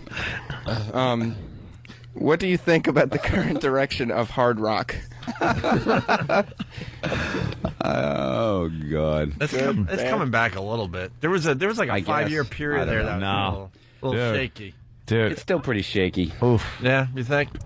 My theory is that it all died with the grunge rock. Do you think Bret Michaels' new show is going to help? The Rock of Love. I don't know what it's going to help Flava Flav, I guess. Yeah. It's help him get more girls. It's Flavor Flav with a white guy. I don't know. He makes out with every chick on the show. Yeah, just tongue kisses them all. Rob, I happen to think Sam is getting to the bottom of a lot of things. You're right. Yeah, let's go. Let's get to the issues. The barrel. Go ahead. What do you look for in a friend? Well, I look for someone who'll stand outside a building in the rain, waiting by the side whether door. or not I'm there. There you go. There's a little clue for you. Yeah. So, what's next for Rob Zombie? What a typical ass question. What's next? I'm going to get the hell out of here as fast as possible. Good choice. Actually, ask him the next one. Okay. What did you have for dinner last night? I had pizza. cool. Wow. So we're on the same page. Look at that. Yeah. But he went to a grown-up store for his pizza. Pop some Elios in a toaster. 3-year-old. You like to make scary movies. What scares Rob Zombie? Well, this is doing a pretty good job.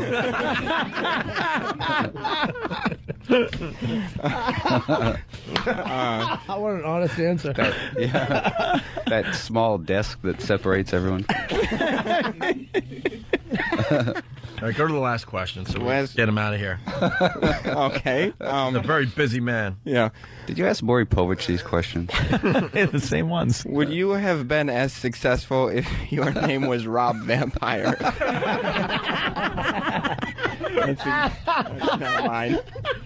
And he goes, not mine, not mine. Not my question. I want to still remain Sam is cool. shaking. I've never seen you nervous. Little. Sam, hold your hand out straight. Oh, my. Oh, wow. You are a mess. I tried to take when I went to Comic-Con in the press room, I tried to take a picture with my iPhone, but it's hardly, you can't even tell because it's completely blurred. We'll get a real picture hopefully for you. Luckily my girlfriend was there with a real camera. You're doing some kind of tapping thing with your leg, too, I'm noticing. This is my one, I told Than, this is my one vulnerability. This is it. That's his weakness. He's holding on to the counter. You are his kryptonite. Wait, walk out from there. Yeah. Someone catch him if he falls. Yeah, look at him. He's so vulnerable. He's so vulnerable right now. And what happened? Did you get your picture today? Yes, I did. And what happened? Well, yeah, I asked him. Shaking. He's got to lean on something. He's very uncomfortable. Oh, is he uncomfortable? I asked him if he'd be so kind to sign the other 2 pictures I had with him, and then asked him to sign the 3rd one. At which point he asked if there was anything we were doing in this picture that would make it different from the 2 pictures. Good for you, Rob. Jeez, what an ass. Well, let's get the pictures. We'll compare. Yeah. Where are they? Is there anything you want to ask Rob that you really want to know? Yeah, one last question, because we have to take a break here. Like your own. Yeah, sure. What creatively did you get to do differently as a solo artist that you didn't get to do when you left White Zombie? Oh. As the lead singer of White Zombie. Truthfully, I creatively sort of stayed the same. I just didn't have to argue with everybody anymore. Makes sense. That's, you know. How did you get all that dust off of you? You used to be very dusty. A little mini vac. Remember that time? That was awesome. Yeah. All right, Rob, we got to take a break. So Halloween when? Coming out August 31st. Yes, We're August really 31st. We're really excited about this remake. We think it's gonna. What I'm hearing, it's going to be just a smash. So I'm very happy Malcolm McDowell's in it, too. That's a great choice. Awesome. Yeah, you should get Malcolm. 11. I'd love to, but he's not here when we're here. He's here when we're off. Anything else? Anything else you want to say? Websites? Anything? The only thing I get actually, the reason I know Tom Popper is we did this animated movie together. Did Tom ever mention that? Yeah, he did. Which made me also sick. They were collaborating creatively. Oh, that's right. I remember him. He was so upset about it. He told me about this. No, it's called The Haunted World of El Superbeasto, and Tom Popper plays El Superbeasto, the alcoholic hero, and Paul Giamatti plays the villain. Wow. Tom Popper is he's best friends with Seinfeld. Oh, he just falls right into it, doesn't he? He just falls into this. You know what? I have to like kiss ass for months to even be friends with Colin Quinn, and he's a loser. Who hangs with Clint Eastwood that you guys know? Tom Popper. Tom Popper. Are you kidding me? What is this guy doing? Clint Eastwood loves Tom so much that he has him do private parties. Yeah. He flies him out for private parties, and they walk around. Oh no, trust me, I've heard the Clint Eastwood stories. Yeah. What the hell is he doing? Clint Eastwood walks around making dinner together. Yeah, they walk around the ranch together, and Clint just tells Tom how funny he is and stuff. I know Clint Eastwood and Rob Zombie. My head's huge. An interesting guy. He's a very funny comedian. But he's not offensive, so right. that must be it. I love Tom Popper. All right, we got to take a break, Rob. It's always a pleasure. Rob Zombie. The movie comes out August 31st. Yep. Halloween, we're all going to go see that. Word. All right. More to come. It's Opie and Anthony. You're checking out Opie and Anthony. Here's something for the people that just sat through the commercials. We got a pair of tickets to the Virus Tour at the PNC Bank Arts Center on Saturday, August 25th, featuring pretty much everyone that's in studio and another 4 or 5 guys, courtesy of Blades of Glory on DVD in stores everywhere, Tuesday, August 28th. We'll take a random caller for the tickets. If you're in the New York, New Jersey area, I think even if you're in Philly, you would drive up for this one. Phone number 877-212-O&A if you want these tickets. We'll give them out to a random caller. There you go, Stan. All right, Louis C.K. in studio. Good morning. Yeah, we just kind of invited a bunch of guys in because we thought Anthony wasn't going to make it in today. And we were just going to come in and just screw around, but Anthony... Yeah. I'm a trooper. We talked about Phil Rizzuto's death. Scooter. The Scooter. You know how old he was? I mean, we all remember him calling Yankee games, right? Here in the New York area? Yes. How old was he? Well, he was 90 when he died, but this is how long he was, like, calling baseball games. Listen to this. Waiting to see if Maris is going to hit number 61. Here's the windup. Fastball hit deep to right. Could be it.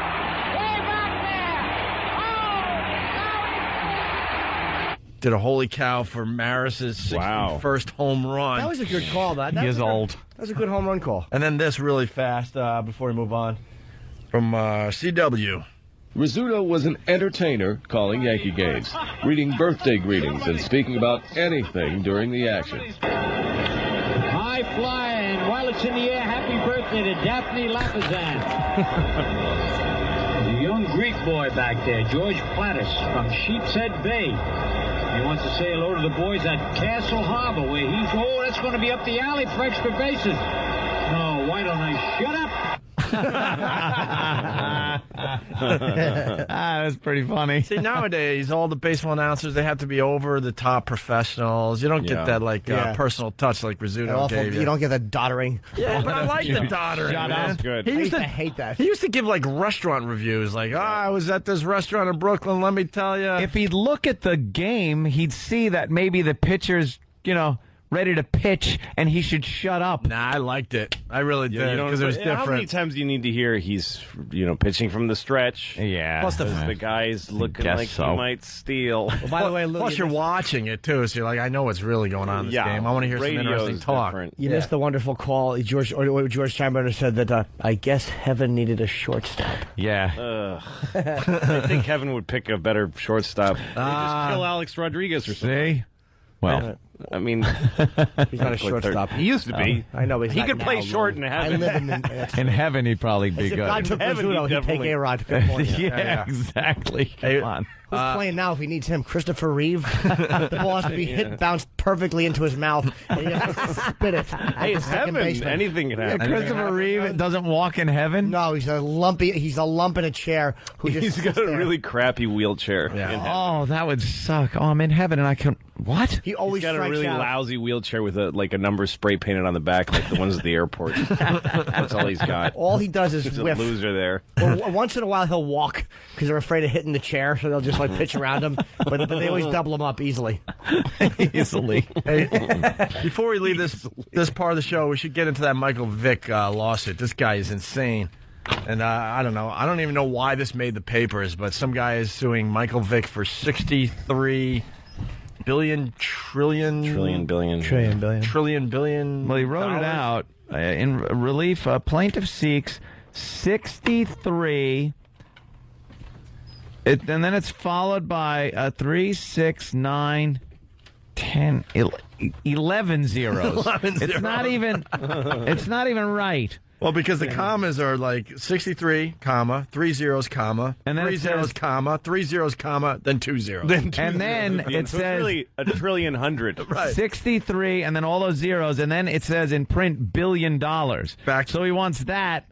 But he wants it backed by gold and silver, delivered via UPS. What is he, a Bond villain? Yes. United States Postal Service to the front gates of FCI, Williamsburg, South Carolina, collected from defendant Michael Vick. It's hard to read this because it's in his own handwriting, this complaint against Michael Vick. Delivered via UPS. And someone wants UPS to put gold and silver. Yeah. Billions upon billions of dollars. Hey, read this first part, the actual complaint there. This suit is a Bivens action and civil rights violation by the Constitution, a laws of the United States, and federal tort claims inflicted by that included, but not limited to, injury to wildlife, conspiracy, illegal dogfighting, extortion, racketeering, gambling, copyright infringement, identity theft, fraud, threats to commit violent acts, brutality, and tax fraud. And always throw that tax fraud in there if you got a lawsuit. Just in case you could get them. Pay taxes on the all that you just did. And then violated under the 1st, 2nd, 4th, 5th, 6th, 8th, and 14th Amendment of the Constitution. For relief, plaintiff seeks 63, whatever this total is. The Second Amendment? He went 1st, 2nd, 4th, 5th, 6th, 8th, and 14th Amendments. Wait, the Fifth Amendment? Isn't that your right to not self-incriminate yourself? And the Second Amendment, First Amendment is freedom of speech. First Amendment is speech. Second Amendment is guns. Yes. Like the right to bear arms. Yeah. Third Amendment is the right to paint your scrotum any color you wish. It is, oddly, it is. He's just willy-nilly throwing in amendments. The right to rape, which people have totally neglected. Yeah. You know, well, people are interpreting it different now, thinking the forefathers weren't into that. But they were. Of course they were. By the way, how funny would it be if Michael Vick decided to settle out of court for $58,000 trillion? Calling up the UPS. How much does the package weigh? 8 billion tons. It's gold. You got to read some of this. Michael Vick is a quarterback for the Atlanta Falcons. On April 20th, Mr. Vick stole 2 white mixed pit bull dogs from my residence in Holiday, Florida, and used them for dog fighting throughout the Richmond area. Mr. Vick damaged my RFID chips in my dog's collars, so will not be able to track them. These 2 dogs were used for fighting on April 23rd, 24th, and 26th. On April 28th, Mr. Vick sold my dogs on eBay on an eBay auction. Oh, this is great. And used the proceeds to purchase missiles from the Iran government. Oh, you had me until then. Yeah, it was sounding like, okay, dude, this is all over the papers today, by the way. Amazing how you could just. Who wants to read number 2 there? I read it? Oh, I like to read publicly. Yes. I was a good reader in church. Michael Vick continued to harass me on May 4th, 2007, by stealing my identity from my coat. From my coat. He left his identity in his coat? My coat. My identity was used to open new store account cards, to PetSmart and Doggy Warehouse to purchase food from Mr. Vick's illegal dog fighting operation. Wow. How did he have time to rush for that many yards last night? Well, why wasn't he working on these missiles? Now, this is what I wanted to know. Where did the copyright violations come in? Yeah. Apparently, here's his number 3. Michael Vick violated my copyright laws by using my copyright name on his personal football outfit and casual clothing without paying before use. Yeah. This conspiracy started January 10th, 2001 until the day this suit was written. Mr. Vick uses my name to sell T-shirts, Jonathan Lee Rich's mugs, Mr. Rich's hats. All right. Where did this come from? Like, where does he think? It's coming from, a spaceship. That's what this is coming from. Can I just read what's at the very bottom of the whole thing? Yeah. Oh, yeah. Due to restrictions on typewriters, this suit was handwritten. Restrictions on typewriters. Yeah, the restrictions are there's no longer any typewriters out there. My mommy won't let me use the typewriters. Is he a convict? Go with 4. I don't know. He's a convict. 4 is the big get here. 4 is great. On February 10th, 2007, Michael Vick plead allegiance to Al-Qaeda. Pled his allegiance to Al-Qaeda, excuse me. Michael Vick subjected me to microwave testing. The old microwave testing. Yeah, this guy was wearing a tinfoil hat for sure. Michael Vick used drugs in school zones. That's a biggie. That's very illegal. And Michael Vick is in the business of illegal steroids. Oh, everyone's all pile these hot on. topics. What would be better? He's the victim of that. But. What would be better if this was all true? All true. Every word of it. Every bit. If Michael Vick made a statement today conceding all of these points. Look, I absolutely did all this. Hey, I gotta get your attention here. Someone is telling us on the instant feedback on the copyright thing. Look at the beginning of the suit, the first paragraph. He has his name written with a copyright mark after it. Yes, there is a little C. His signature, too, at the bottom is... Yes. He's got... he's copywritten his name. All right, and then what's the last one here? Plaintiff praised this court to give relief on these issues. Yes. And then plaintiff, go ahead. Plaintiff praised this court will issue a temporary restraining order against Michael Vick so he can no longer sell my copyrighted material. Michael Vick can't steal any more of my animals... dogs, in parentheses, For dog fighting. As opposed to a cockatoo that he would steal for dog fighting. This guy's a silly goose. Michael Vick has to stop physically hurting my feelings and dashing my hopes. He has dashed his hopes. And then he signs his name with the copyright thing. Respectfully submitted. Yeah. Douglas Niedermeyer. Yeah. And then he got the copyright after his signature there. Jonathan Lee Riches, copywritten. Physically hurting my feelings. And then it I have says... dashed the hopes of one Jonathan Lee Riches on several occasions, and I'm sorry for that. I think that... And then it does say Jonathan Lee Riches, copywritten. And then if you notice, number 40948-018, FCI... Federal Correctional Institution in Williamsburg.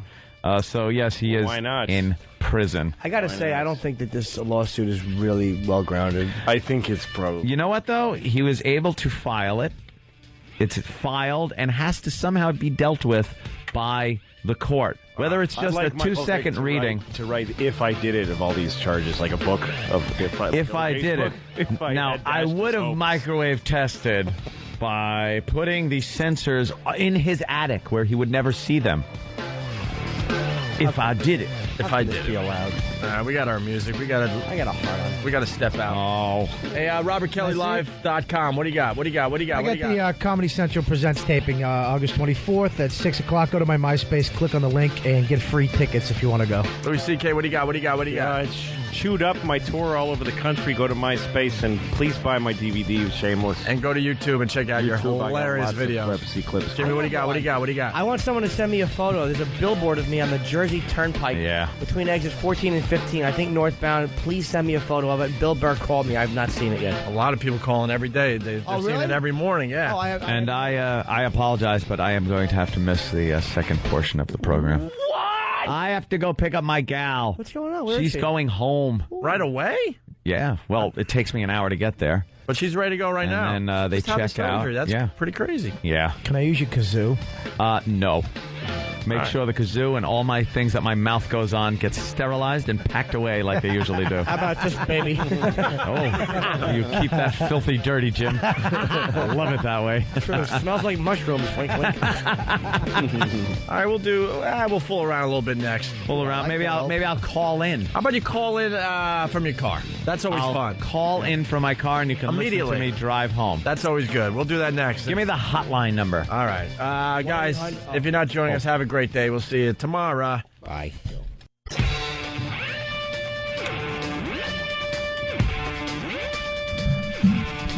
It's Opie. It's Anthony, maybe in a car soon. It's Jim Norton. It's Louis C.K. And, of course, it's Fat Bob Kelly, who needed to go smoke in between shows, and now we can't find him. Fat, smoking Bob Kelly. Stupid Bob Kelly has to go smoke. Stupid, fat... and possibly jerk off because we brought Tracy in, the new PD, and he lost his mind. He turned into, what, a 15-year-old? Yeah. Oh, the girl with the shorts? No. She's an intern. Oh, okay. Tracy is the PD here in New York City. Way to notice, Lou. I know, wow. The shorts with the legs go all the way up to the... No, Tracy's the new PD here, and she came in last week when Bob was in for Jimmy. And Bob lost his mind. As soon as she left, he goes, "That's my type. Oh, my God. I'm losing my mind." Oh, hi, Bob. I was just outside talking to Tracy. See, I told you. What was she talking about? The fact that you're going to come in and we're going to do something, and it's just awful. Well, actually, I told her my fantasy. And Did you really? I was actually on the money with probably 4 to 5. Really? What, that you get to kiss her toes? No, that she doesn't want me to speak at all, and she wants me out before the birds chirp. She said that to you? No, I said that to her. My fantasy is almost like I come over late. Yeah. I get the call. Yeah. Just come over. I go, okay. I show up. There's like a silk robe, panties, high heels. For you to wear. Laid out. She's standing there smoking a long cigarette saying, "Put him on, faggot." Yeah. She has a strap-on cock. Apparently we're on XM, and apparently you knew my fantasy. Yeah, and then we come in, and there's candles lit. And why are you whispering? Just talk. I'm not sure this is really. No, he's really worked up. All right. The one thing I want to start by saying, when she came in and you had a little interaction with her, you lost your mind. You couldn't look at her. You were stammering. You were like, you didn't know what to do with your hands. You were trying to make believe you were eating food, but there was really no food around. I knew what to do with my hands. Trust me. Yeah, there's just that type of woman, that type of girl She's your that type, you does said. it for me. Oh my God! What does it? The big natural boobs. Just that she's a woman. Yeah. I love women. You love women. All right. The women, and I like the little freckles up here from too much sun. Yeah, I like the little freckles, the chest freckles. Yeah. And sure, her outfits are driving me nuts, and that long hair, and the beautiful lips, and those eyes, and that little attitude she has. And she's probably very good as a lover. Well, you couldn't look her in her eyes though. Nah, I can't. You tried. I made you. I made you very uncomfortable. Like, look at her eyes. And you were able to do it for like a second or two, and then you had to look down again. Yeah, I got to look down. Plus, she's a very powerful woman in here. She comes in with a presence. You know what? Going to spank you? What? Actually, I think that if I was with her, no, I wouldn't want. I don't like to get spanked. I actually spanked myself once by accident. Yeah, but you would take a spanking from her. I would take a spanking. Yeah. I'd take a spanking even from if it's you. not your sure. Wait, but even if it's not your fantasy, if she said, "I want to spank you and shit on your bald head and rub it in," you'd do it, right? If she said nothing, either I don't touch you or I just shit on your head and laugh at you. You'll be like, well, I get to see your ass. Is this your fantasy or is this her fantasy? Yeah, my fantasy is her doing that to you. Oh, really? Yeah. And Bob, what is she wearing? She's wearing just a silk robe. The silk robe, the pants. With nothing on top, but her breasts aren't showing. They're covered. You understand? Almost like Taboo, like Kay Parker and Taboo. Exactly. And a little panties, because I don't want to see everything right away. No. And but then she cuts a hole in the panties and shits out of it onto your head, and then molds the shit into like a hairdo for you. Into a shit hat. So that you look like you got a shit hair. You're wearing a shit hairdo. We were looking at shit hat videos about a week. What is Don't even get us there again. Oh, and she shits so much she molds it into a beehive. Like That's right. A net-footed cello. He looks like he's in hairspray. I just want to. We saw a shit hat video. There was so much shit on this chick's head that she couldn't keep her head up straight. It was like tilted. But has anybody ever shit on somebody's head and then like a bald guy like him that's clean bald and then fashioned it nicely and so it looks like that, like a doll with plastic hair like Bob the Builder? I'd love to have that. Like Bob the Builder. Yeah. I just shit right on my head. Yeah. Actually get like a comb and kind of make comb lines. That's what I mean. That's what I mean. Nice comb lines like Play-Doh hair. You talked to her about this outside the studio? Well, I kind of just told her. I asked her if she wanted to hear it, and she said, "I'll go." And she said, she put a couple rules down. There's no intercourse. Which God, his voice is shaking. He's really affected by this. Which I'm into. Wait, why no intercourse? I don't want intercourse at all. I don't want to. One of our first meetings with her, she told Aunt and I haven't been laid in 12 years. 12 years. Maybe she didn't want people to know that. 12 years. Come on. Well, was it 12 years? Don't tell two radio hosts. Months, maybe. Wait, no. What did she tell us? It's not 12 years. You can't, maybe, you can't be that hot and not. Wait, how long? 12 months. Why is she measuring her not laid like the way people talk about their babies? 12 months. What was I'm in my second trimester of not getting in my pussy. She hasn't been with a white guy in 12 years. Oh, well, there you go. There you go. Wait, she's got to come in here now because now I'm not sure. No wonder Bob doesn't want to. You can't follow that. 12 years of black hair. Dude, I can't follow you. It's true. I got a rod right now. Oh, you do? Cialis. He's got a big piece. All right, let's talk about. So, do you think she shaves or no? What? Think she shaves everything? Why are you whispering now? Yeah, why is there? Why are you gonna whisper? I hope not. I don't like I do not. I hate a shaved pussy. I want a little patch. Either. Oh, I hate it. I fucking hate it. I want it to be fucking bald. I want it to look like a profile of Alfred Hitchcock's face. Just a fucking big, meaty fucking... So basically what you're saying is you want a cock with no hair. No, I don't. All right, Bob. Yes. So what else was? What are some of the other rules? No intercourse. No intercourse. Yeah. And I have to leave. I can't stay. So what do you got? What are you going to get done with her? I'm going to get done a lot. Use some toys. Did you explain that part? Use some toys. All right, you'll use. Actually, put one in my mouth. You clear? Oh God, what's kind of with this guy? Do you want to be a cuckold for her? Like, what's a cuckold? It's just so weird that a beautiful woman inspires you to put on a negligee and fuck your own mouth with a dildo. Look at her tits. I want to fuck my own face with a rubber cock. Louis has a gift. How nice her tits are. What do you? You're probably good at Sudoku too, huh? Just putting the pieces together. I don't know what that is. You want the dildo in your mouth and then you're going to work her over that way? No, it was actually a joke. I wouldn't put the dildo in my mouth and work her over. I'd just suck it. Wait, would you be a cuckold for her? Like, what the hell is a cuckold? I'm explaining to you. Okay, sorry. If I didn't mean to a guy jump who likes down to be your throat. humiliated, like if she's with black guys, she likes black guys. No. Like to be able to watch and be taunted. I've been watching videos like that. No. I've never been into interracial porn, but boy, am I into it lately. You mean so a woman is with a black guy and then there's another white guy there going, look at you with that black guy. Is that what it is? Her father's just holding his chest like The guy watching has a relationship with the girl that's getting banged. She's being fucked by a big cock, and she's taunting the guy a little bit. And some girls are corny. Who's taunting? The woman is taunting the white guy. Oh, saying, look at how this. Yeah, even if she's fucking another white guy, it's not the racial thing. It's just the idea that she's being such a slut and humiliating the guys with.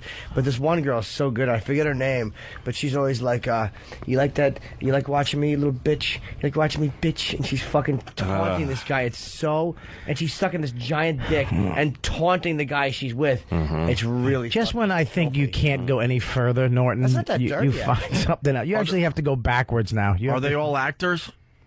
I don't. See, that would take me out of it. I would need to know that there's some kind of realism to this thing. Like, oh yeah. They have to prove that they're actually a couple, and then I would maybe get into that. Is psychological. You watch them, you see that they're really people. They're not real. Right. Some of them are porn actors, but the majority of them are not. They're average-looking people. Yeah, because anytime you watch a porn and they're doing that thing, especially porn now, at least back in the day, they would actually act out the scene as best as they could. Now they'll do the scene half-ass, and then she'll laugh and she'll say something funny because she just improv the line. They giggle the whole time because they're about to fuck. Yeah. There's no real, All right, we're trying to get Tracy in studio. Did you ever see porn bloopers, by the way? We were talking about porn bloopers about 2 weeks ago. There's such a funny one. They do a scene and it's actually well acted.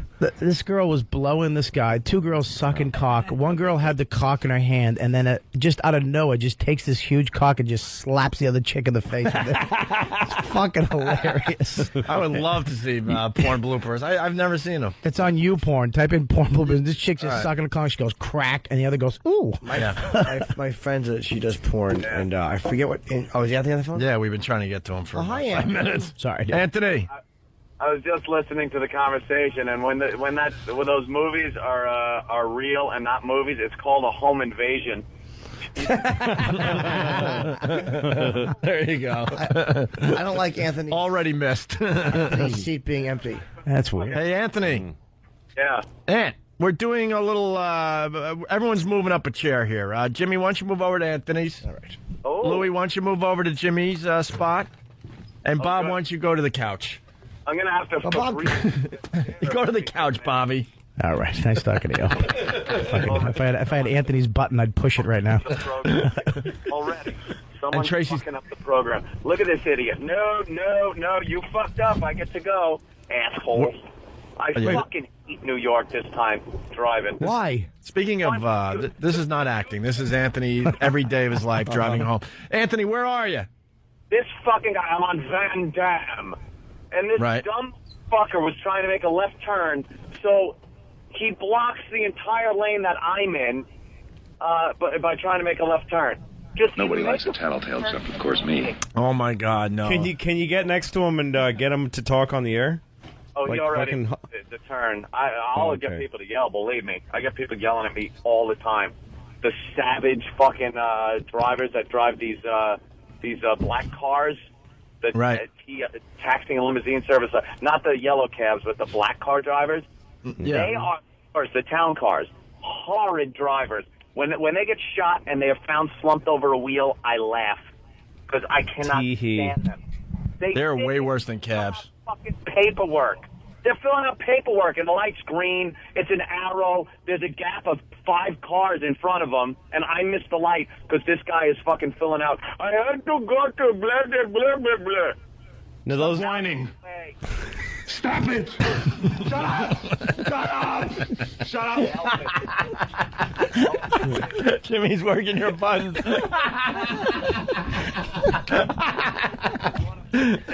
Audience right now, if Jimmy has that sound effects machine. Oh, it's going to be a long hour and a half. But that, well, dude, are you still in the actual intersection? No, I got past that. Dude, I don't sit there like, what do I do? Lack discipline. I'm sidewalking it. I do whatever it takes to get around fucking assholes. I break the... I am above the law. I don't pay attention to lights. I don't pay attention to speed limits. Yep. Hey, why is your phone crapping out? No, what's weird? Like, Anthony was just here 20 minutes ago in a very happy mood, considering that his chick went through some minor surgery. Now he's in his car, and this is like, your whole mood has changed, sir. Outside of the Holland Tunnel, miserable. Yeah. These New York and Jersey cocksuckers that have no concept that there are other people on the road that want to get somewhere. Like, well, you know it's them. You know it's them. You are never to blame. Oh my God, Jimmy. Jesus, that's terrible. Like, no one has anywhere to be. They're just out here to fuck with me. Why don't they drive fast? How come do they ever look at the flashing walk, don't walk sign and realize that light's going to turn fucking red in a minute or in a couple of seconds? Why don't I get through so that the guy behind me maybe could get through too? No, but they leave 18 car lengths in front of them, and the second it turns yellow, they hit the gas, and they get through and I get stuck. Why don't hit the gas? Whippersnapper. What? Yeah. Go ahead, Ant. Hit the gas earlier, and we can all get through. But these... Boring. What? Oh, got it boring. I hit the wrong button. No, I meant to hit... how do I switch banks on this fucking thing? No one's helping me. I was trying to hit what? What? That was it. Very complicated. What? Oh, sorry. Now, here we go. We get on the expressway. And, of course, on this on-ramp that's as long as a runway, you have to do 20 miles an hour. Because it's the highway. Oh, here we go. You know, this is like your traffic report. Yeah. It's an irritated fucking guy who hates people. Let's see what's going on the roads. These motherfuckers. Louis, we used to tape ourselves coming to work. Oh, it was a lot of fun. Dude, you want to beep your horn? I like then they'll move. Anthony. You fucking Jersey cunt. This guy looks at me. He thinks he's going to be going fast with me. He wanted to cut in front of me. I didn't let him. And now he's looking at me like I'm a fucking douchebag. You fucking... Oh, if I could use racial epithets. Lean out the window and go. Good evening. Now he's nowhere to be found. Come on, douchebag. Dude, you gotta relax. You have a heart attack. Just relax, man. Just tell the guy just to relax and try the wine. Have a drink together. I'm in the white painted part where you're not supposed to be. There we go. Nope, stay there. There we go. I don't like people that you come up on their ass and right when you decide to go around, they decide it's time to get out of the way. Well, that scared me. I heard a siren. I thought I was being pulled over. So the other guy's bothering you, right? He stinks, and I don't like it.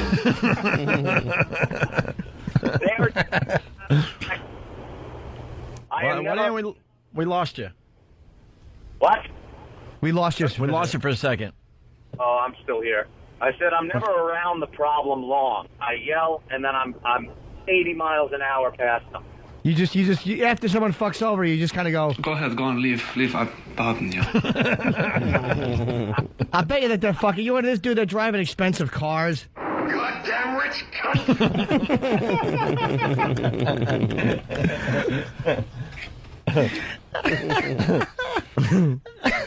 So childish. This fucking rules. Hey, is there a lot of cars out there, Ant? What do we got going on? Yeah, it's packed. Watch yourselves in. That could be a problem. Yeah. But I seem to be moving along at a pretty good pace right now. They seem a little more relaxed. You're on your way. Are you in the tunnel yet? Way. I'm okay, except for these cabs that are in the left lane for no reason, doing, let's see, 50 miles an hour. We're on the expressway.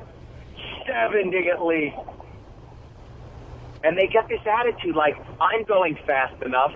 No, you're not. Look how close I am to you. Yeah, no, if there's somebody behind you that's close to your bumper, you're not going fast enough. Yeah. Oh, could you get out of the way? Holy Jesus fuck. Get Stop out of whining. the way. Stop whining. Oh, he's not Shut up! Shut up! Shut up! Fuck you, Schwarzenegger.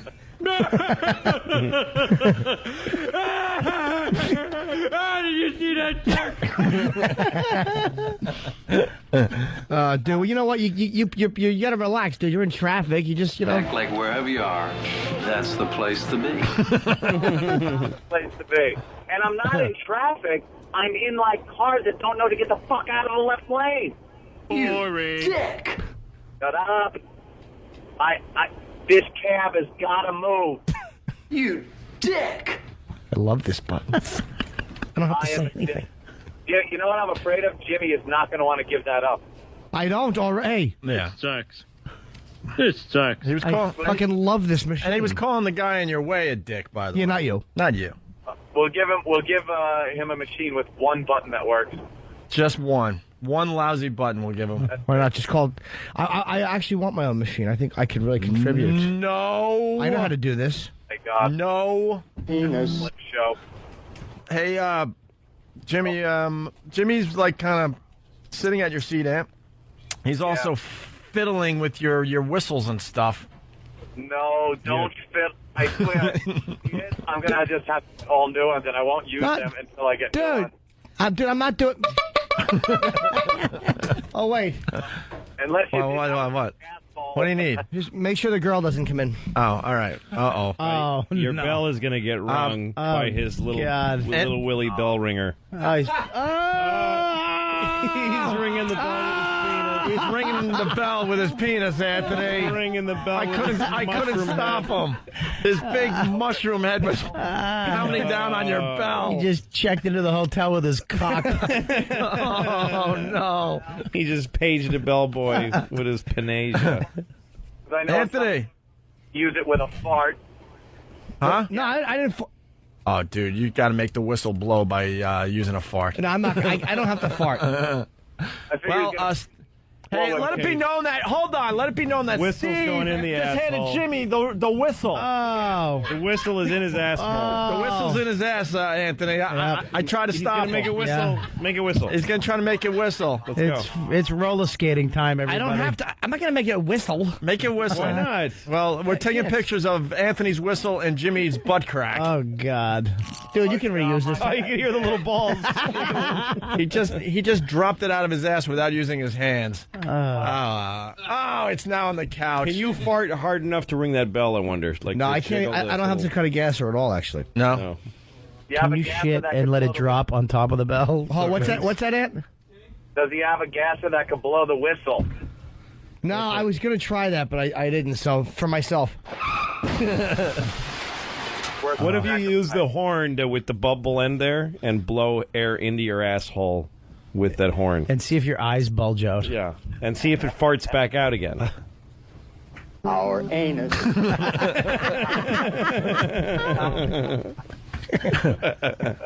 No, I don't want to mess with that because that's expensive. What is? I don't want to fuck with this Oh bullhorn. yeah, don't mess with the bullhorn. Just the bell. Yeah. Just the bell. Here.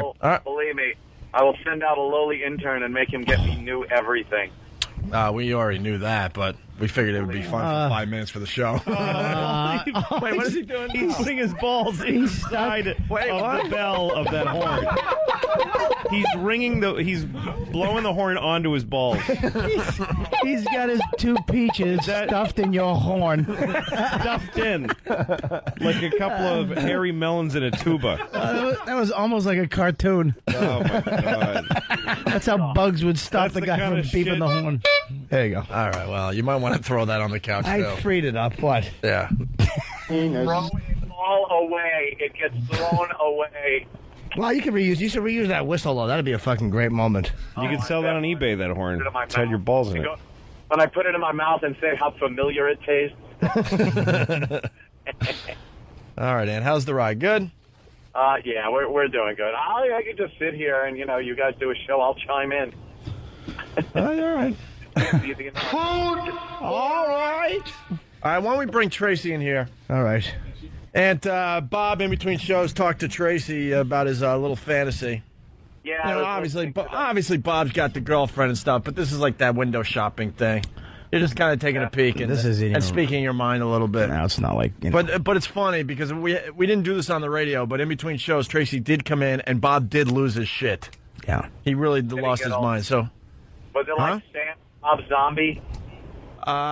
Close. Yeah. I hope he described the Sam thing for everybody. He looked like kind of like a newborn fawn. He couldn't stand up without holding on to anything. Little rickety legs. He was shaking so bad his knees were just wobbling. Knees bending outwardly. Yeah. His mother's licking. It's really like the first time you get afterbirth off his face. Shaky, kind of nervous thing. That's what he looked like. Right. Oh, by the way, Anthony, good news. We got a sweeper. Anthony's fucking traffic report. It just came in from Tim. Let's take a listen to this here. It's Anthony's fucking traffic report on the Opie and Anthony show. There you go. All right. Hey, Tracy, why don't you sit on the couch there? Yelling. Tracy, our fine PD here in New York City for 92.3 K-Rock. You're on the XM show, so you can curse and stuff. Hi, Trace. Well, that's good because I really can't control my language. So Bobby said that he had discussed his thing with you. Oh, it's more of my fantasy. He said that he was sharing some of his fantasies. And what exactly was it? What did he say? You better get your head and your ass wired together, or I will take a giant shit on you. No, that's not exactly what he said. No, that's way off. Hey, Bob, will you look at her, please? I'm trying to. Yeah, but Bob was nervous. He said, Are you about size 14? But it was very generous, I think, that you let him share it with you. In front of a whole bunch of people, too. That all. Wait, how did it go about? He walked up to you and just said, "This is my fantasy"? No. What did you exactly say? I kiss you on the mouth. I was outside smoking, and she actually turned the corner, and she turned the corner. Yeah, she turned the corner. What? Yeah, he sees it so dramatic. Was her hair blown in the wind? Actually, there was a little breeze, which is weird because there's no breeze out there today. And she turned the corner, and she said, she goes, "You got a light, stud?" And then she started singing the song, "You better wake up," or something like that, like Grease, I think. But no, then she turned the corner, and I said, "I have a fantasy. Can I tell you?" Show me how you suck a guy's cock. The last time I asked you.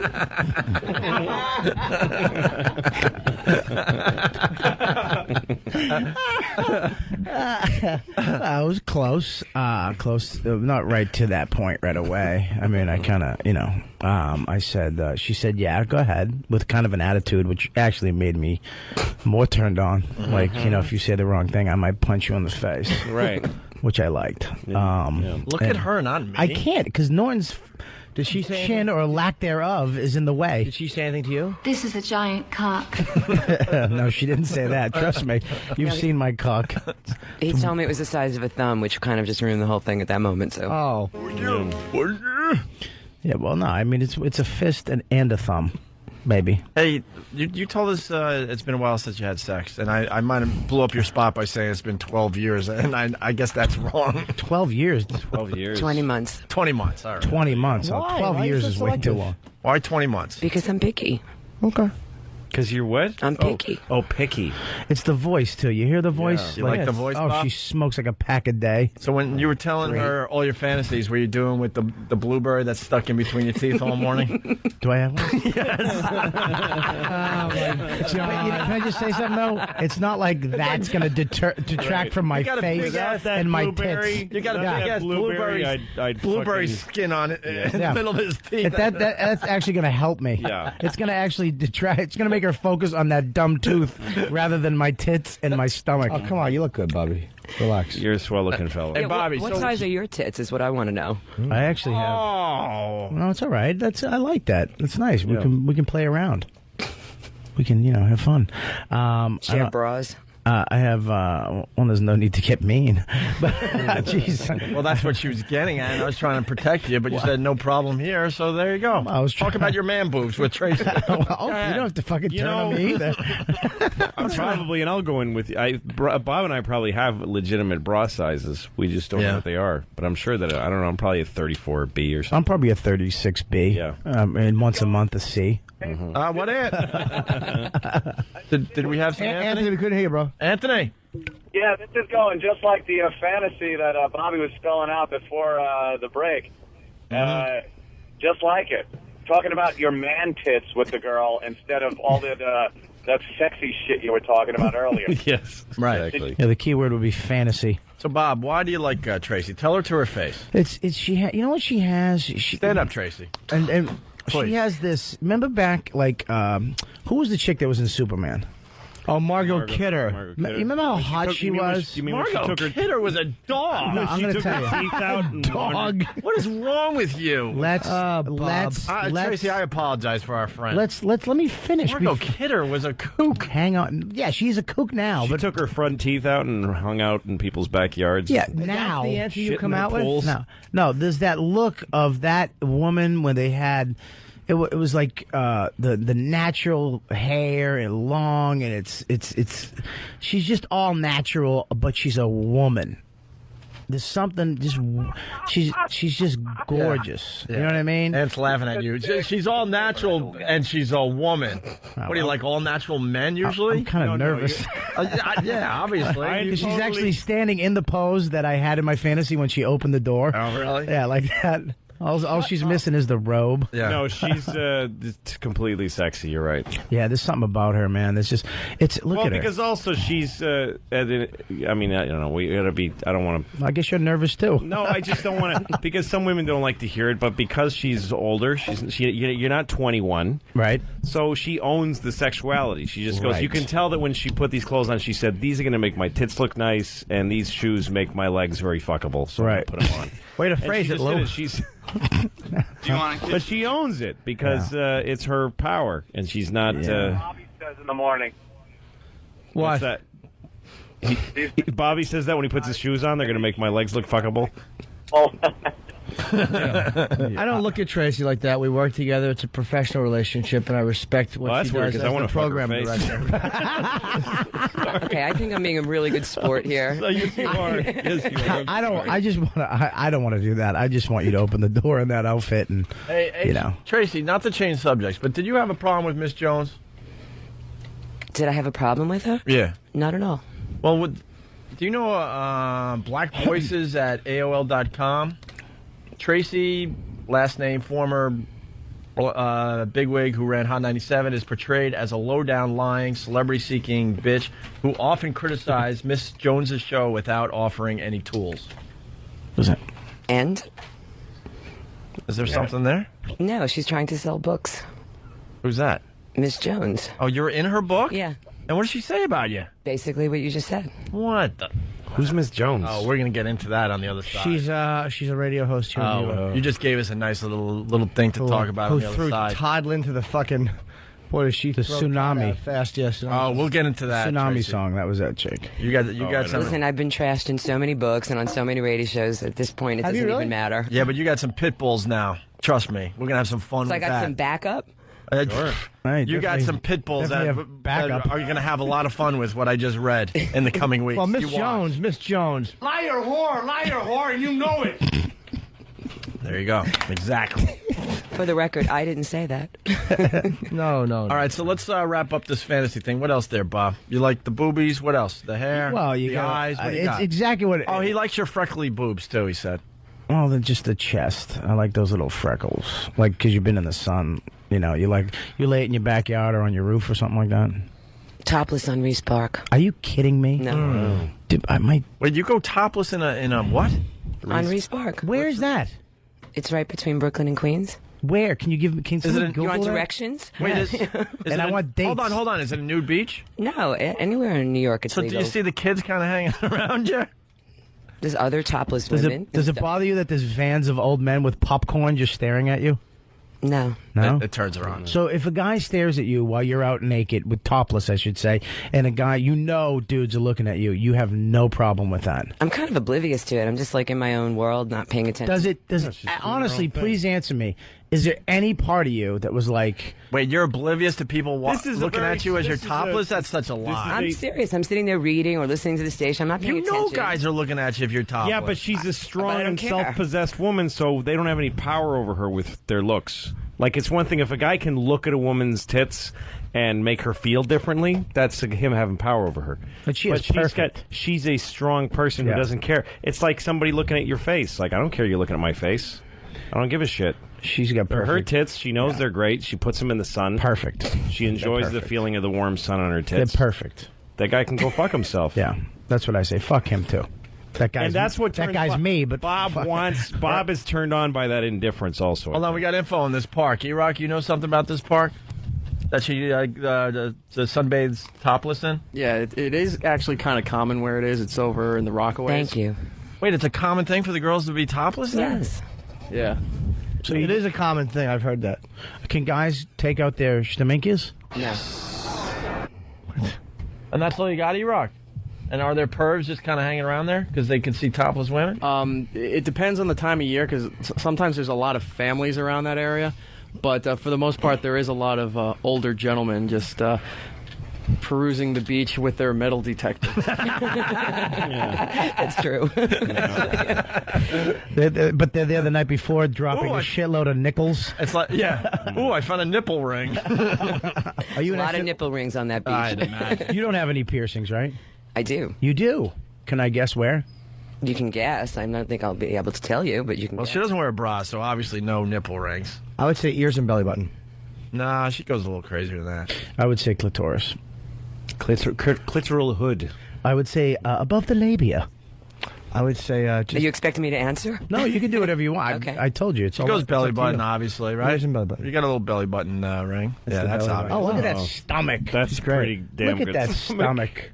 Are you out of your mind? God, that makes me angry. Why? She's a lovely lady. I wanna bite a pencil. That friggin' stomach is just insane. She's a woman. Yes. Imagine showing up. You know she'd have some cool music I never heard of on. Some tribal beat. Yeah, some type of like jazzy tribal thing she got when she visited Africa on a tour and whenever she was there. And oh God bless. And everything about you's natural. Can I say that? Or the last time she went to a Puff Daddy party. Oh Jesus, negative. She likes the you know. What? She likes the blacks? She likes blacks. Oh, you like black dudes? Yeah. Oh, I'm flavor. We'll definitely not have sex then. That's her. We weren't having sex anyway, but it's not like the fact that she's doing with black guys is what ruined it. Yeah, but if she's doing you were black guys, three you black dicks away from fucking You could her. officially have sex with her and three black dicks ago she would have. What are you saying? My dick is small, her vagina's huge. I don't know what you're saying. Is there a reason for that, or is it something you always liked? This is a giant cock.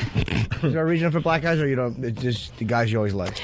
No, it was just that was the social circle I moved in, and that's who I met, and this was a long time. So those are the people you deal with, those are the people you meet, those are the people you end up dating. Right. So what are you dealing with now? Nobody.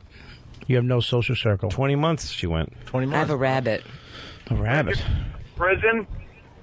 Yeah. Is he still on the phone? Yeah, he just said your social circle is basically prison. Would you work in a cafeteria? I had a hairnet on. So do you like white guys too, or this just? Yeah, I mean, sure. She likes a rabbit right now. That was convincing. And we're talking about these. I don't know why she isn't hooked up in 20 months. What's the name of your vibrator there? The iVibe Rabbit, and it's purple. The what? iVibe. Is that the rabbit? The iVibe Rabbit. Do you have any glass dildos? No, I swear to God, I thought she meant an animal. No, the rabbit is a very popular sex toy. Oh, I didn't know that. Yeah, there's many different versions. I have. Yeah. You're doing it with that thing? That looks scary. What thing? We got a copy of the iVibe Rabbit. Look at this thing, Lou. The hell? Looks like a cell phone. It looks like a cell phone. It looks like you call somebody on that fucking She's thing. fucking the original cell phone with the battery pack. Yeah. How many minutes you get with that thing when you're not? Jesus, you can make a rubbing your clit off. You can make a smoothie with that. It gets caught on the piercing, though. You could crush ice and make a little smoothie. It looks like you bought it from a Mr. Softy truck. See, she just gave you a little tip where the other piercing was, but you weren't listening. I already knew where it was. You're a bad listener. I knew where it was. I called it. All right. Well, wow. What do you do with that thing? I mean, that's crazy. Do you fight like gladiators with that? Wow. Do you ever feel? No one's getting great at those buttons. Do you ever feel silly when you're using the iVibe Rabbit vibrator?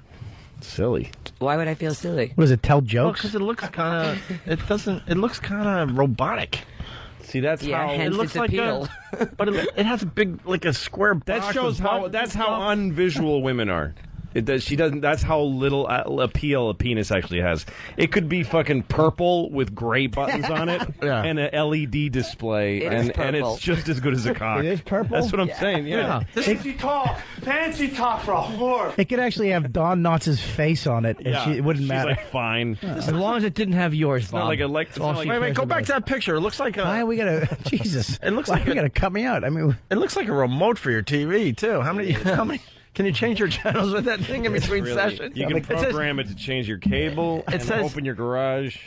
What's the hype? It's a vibrator designed after the iMac computer. Hey, Lou, you like the iMac, right? Yeah. All right, and comes in the same array of colors. The iVibe it's like Rabbit. it's like the old Blueberry iMacs when they were like blueberry and raspberry the colors. Has advanced IC chip technology that allows you perfect control over your pleasure. How it's supposed to be used, although it does make a pretty centerpiece, you kick back, send it in, turn it on, and enjoy all its wild pleasures. Send it in UPS. And the best parts for, first and foremost, it's power. Power. If wanted to, those rabbit ears can go all crazy on your clit. Speaking of the rabbit, it has been attached to the shaft so it can flex back. Now you can insert all 7 inches. You go for the all 7? I'm not answering this question. All right. All 7 inches of the shaft. Hope goes okay. It'd be funny if you go over there, there's 2 of them taped together. I'm not really sure how. On the end of a broomstick. I'm not really sure how far I can take I was this. just trying to add funny to funny. Don't take it that far because Tom will kill me. Lily a little. Yeah, we can't. Yeah, we're not really sure how far we can take it because technically she's our boss. Yeah, let's. Come on, Bob. Actually, she would never give us a problem. It would be Tom. What's that supposed to be? Some kind of sick joke? All right, Do you want to hear my fantasies about Tom? Hold on, let me. Yes, I fantasize about his tie. Hold on, here we go. 7 inches of shaft without worrying about whether or not the rabbit ears will lie up against your clit. A major improvement from the classic Jackrabbit. Do you agree? That thing was such a pain in the ass, right? You have to worry about how the ears. You hated the Jackrabbit? You know what? The batteries kept dying really quickly. This one has more staying power. It's a convenient all-in-one toy. There's no separate controller or battery compartment to keep track of. It's all at the base of the vibrator. Her neighbors think she's been doing renovation for 10 years. What is she doing in there? Hey, you gotta, and they suggest you hold on to it Harry Carey style. They're suggesting you use the vibrator Harry Carey style. Harry Carey. Oh, I see. They have ones with remote controls too. Yeah. All right. You know, those glass dildos are great, though. How far away do you get from your vagina that you need a remote control? All right, now we're taking across the room. A little bit too far. Remote control. Jesus, how many black guys have talking you about a been with? remote control vibrator? Yeah, can Am I you supposed take to it ask off? you about the weather after that? Any follow-up to that question is disgusting. You know, Lou, you have to realize that we can't. She's our boss. We can't talk to her. I don't work here. Fuck you. You look like assholes right now, man. Sorry, you're right. All right, keep going. Is there anything else on this page worth mentioning? Yeah, at some point I actually have to go and do some work. Yeah. She's uncomfortable. She's a little. Yeah, she's gonna go. No, I'm being really good about this. Oh, you're fantastic. And that's why I love you. Hold on. Say, music's playing. You're cool. This is what K-Rock's playing. Say, you're all right.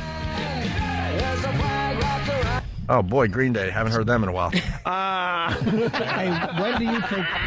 Yeah. Doesn't sound anything like their old stuff. No. Hey, a lot of work to do today. All right.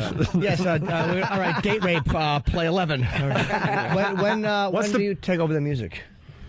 What do you mean? Like, are they still programming out of Los Angeles? No, she's been doing it. Okay. Her big decision is what to follow up the Green Day record with. Should I go with Red Hot Chili Peppers today, or should I do some Sublime? I like the playlist. They play Sublime too much. No, I like the Sublime. Too much, though. It's good. Oh, no, Sublime. Not enough song. I want to hear Eben. I don't just want to hear Date Rape. Sublime needs to be heard by many more people. Yeah. They never got their proper due. Well, they have now that he overdosed. How many songs are you playing by Sublime? We heard Date Rape this morning. I think there's like 5 in the library. That's not bad. How many Ozzy songs? You know, I don't know. Okay. I would like an answer. And by the way, that's not what I'm spending my days doing. It's trying to find other air personalities so we have some other people on the air. Screaming at me. Representative from California What happened? Nothing. He's pointing up. No, I wasn't. I was pointing to this because you whapped Yeah, at I know. it. I whapped it and it went. Bang. All right, Bob. Are you done with her or what? Yeah, well, first of all... done abusing me? I haven't abused you. Yeah, why don't you I say hope you something know nice? that. How about I've a hug or actually- something? I haven't abused you at all. I hope you know that. I've actually just... How about a hug? I've just explained. And my fantasy wasn't, it wasn't like I was holding you down and pulling your hair and making you say... Yeah, that would have been interesting, at least. Well... I was actually... If you got what I was trying to say, I was actually saying that. That's exactly what I wanted to do. But apparently you didn't get the joke. No, I didn't. We lost Anthony. He must have made it to the hospital there. But Where's yeah, his I home? mean, she's just amazing. She really is. All right, what about a hug or something? We got to end this with something nice. I don't. Gonna make her touch. Yeah, Oh, is that skeeving you out? See, this is the thing. This is where you suck, Opie. No, I don't suck. Hang on one second. I'll tell you why. Because she actually would give me a little flirt here and there. The smallest amount that would actually do me for like the weeks that I probably don't see her. Yeah. But now she's like treating me like that fucking hunk of shit. In other words, I played Accurately. perfectly. Thank you. Thank you, Jimmy. Good job. Good I job. played His job perfectly. isn't to help you enjoy Right. yourself. Don't His give a job shit is to about your entertain pleasures. America by shitting on your face.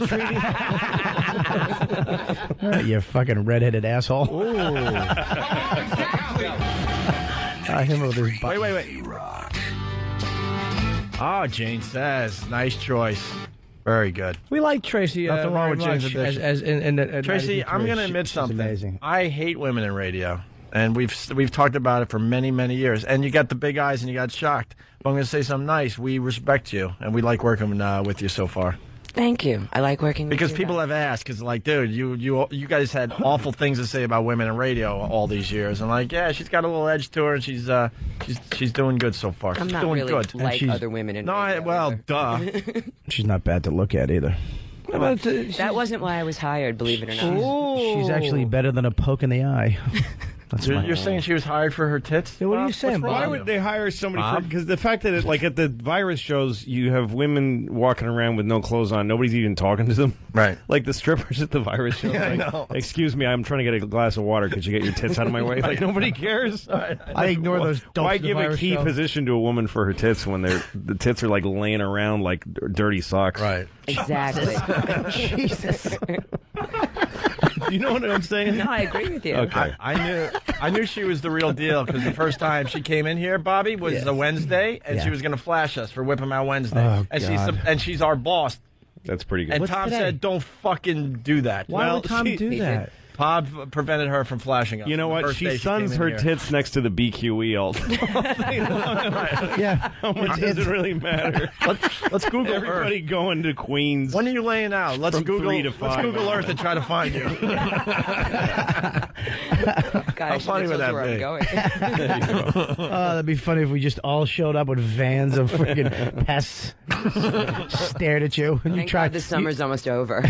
That's right. And she got us the stripper pole. Nice. So far, only guys have used it, which is a problem, but we'll work on that. We have a penthouse chick coming in. I think who's going to do tomorrow or today. What happened? Can she sit on top of it? Maybe tomorrow. And Are then- you really going to have a girl in there? Finally, yeah. And she got the new WoW stickers made, and she got the pasties made. I don't know why we need 10,000 pasties, but she got them made. I didn't make 10,000. Yeah. I thought pasties on parade, could be fun. Sure. Yeah. You should have done a car crash. Okay, terrific. Yeah. All right, how about a hug? How about one little hug? Just come over and give me a hug. An Let's innocent hug. He's got a girlfriend. Then can I go? Yeah. Can I go too to the bathroom? All right, a very like a hip hop hug, not a real one. Easy with your. All right. Wait, what's a hip hop? You're good looking. That's where you shake hands and you put the shaking hand between the bodies. All right, you have to keep some contact. I thought I really do have a crush, but I mean, come on. Look at you. Let's not get carried away, Trace. Okay? You're sweating. All right, you got the blueberry out of your teeth, so this is good. Did I really? Yes. All right, I'm approaching you now, Bob. Here she comes. Bob's now he's stuffing more blueberries in between his teeth. There they go. Tracy. Their bodies are going to touch. Look, she's showing him how. Ew, she doesn't want anything to do with you. That was really sad. Bob, how bad was that? Let's be honest. She didn't want anything to do with you. You're acting like it's the first time it's ever happened to me in my life. You're like the elephant man with a burlap sack over your head. I am not an animal. There goes Tracy. Bye, Tracy. Take care, sweetie. Goodbye. Oh, now you're all... Bob. Take care. Take care, sweetie. Hey, baby doll. Hey, doll face. Good for you, huh? Hey, go get yourself something. Yeah. So how did her appearance go? She was very badly raped. I guess we lost Ann. I think he's at a hospital right now. So, all right, why don't we take a break? I'm doing good with these buttons, I think. You're terrific. And if you knew the gasser, I just passed up. Oh, God. No, it's... I didn't do it. We'll know in a second. Dude, my lungs are processing your right here. shit. My lungs are taking particles of your shit and dispersing them into my bloodstream, into my brain. So. Attaboy. You're welcome. Yep. All right, the station's running fine. Hey, this was made for you, Jimmy. On the next Opie and Anthony show, Opie and Anthony face their toughest challenge yet. Hey, this is Jim Norton.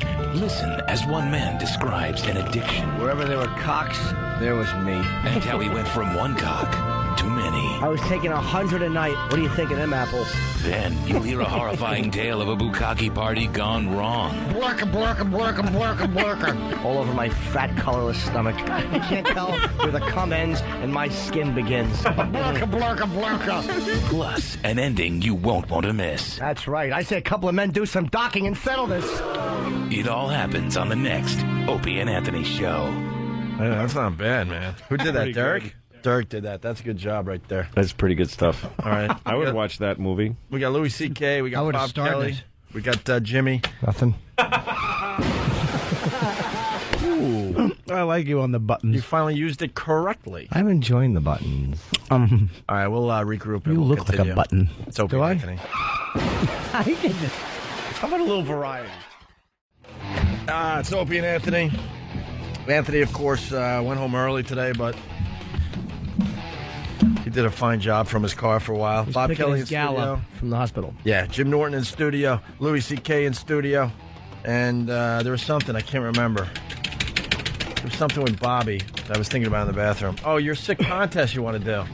Well, the... Why don't you explain? Because I'm going to sound like an ass if I do it. What, the baby wipe? Yeah, he wants to do a baby wipe contest. What is that? Well, that's where you get a thing of baby wipes, and then you just randomly, everybody picks one, and you have to take one swipe of your ass and see who has the cleanest or dirtier ass. Why the fuck do you want to... I actually like that. How about let's go to a ball game and hang around or something? I don't want to do it for an afternoon. Louis, I don't want to do it for an afternoon. I want to just take one swipe and see what happens.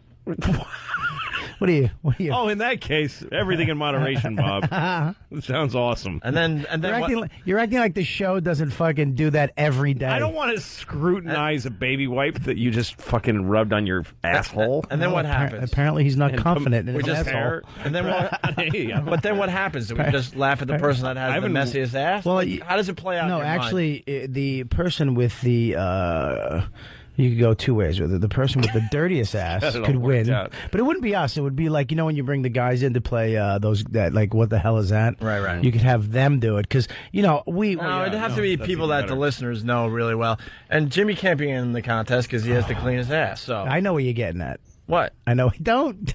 What? Go. Oh, that's all right. Show me how you suck a guy's cock. All right. The last time I'm going to ask you. Where am I going with this, Bobby? Huh? You want to play now? I don't know. Me and you go head to head. I'll play right now. My asshole fucking squeaks. You can eat lima beans out of it. Really? I know. Yeah, Jimmy's gonna come out clean.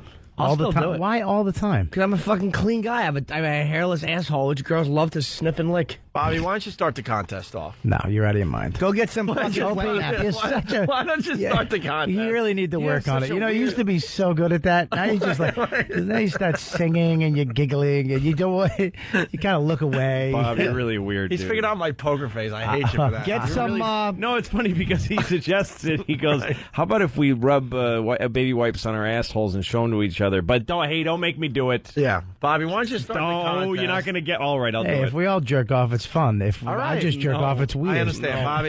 Bob raises a good point. I do. I raise a good point. What? Bobby, if you do it, I will do it. You know, I have a tattoo. Actually, a friend of mine said that too, and he never got one. So go fuck yourself. All right, how's that sound? Don't get pissed at me. Don't use my needy and my fucking wanting to belong against me. But don't get pissed at me. You suggested this. Yeah, but I didn't suggest it for us. I suggested it. You could do it. No. The first time you told me it was for us. Yes, this all began with you saying you weren't even here. We all. Yeah, I'm sitting here watching it come out of your face. Those words.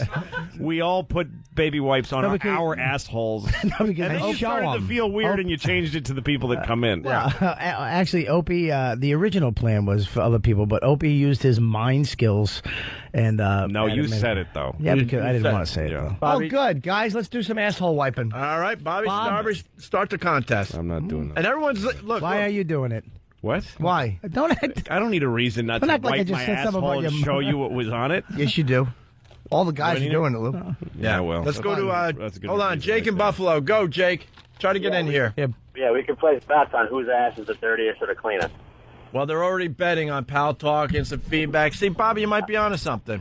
Yeah. All right. Opie, you in? Yeah, if you do it, I'm in. There you go.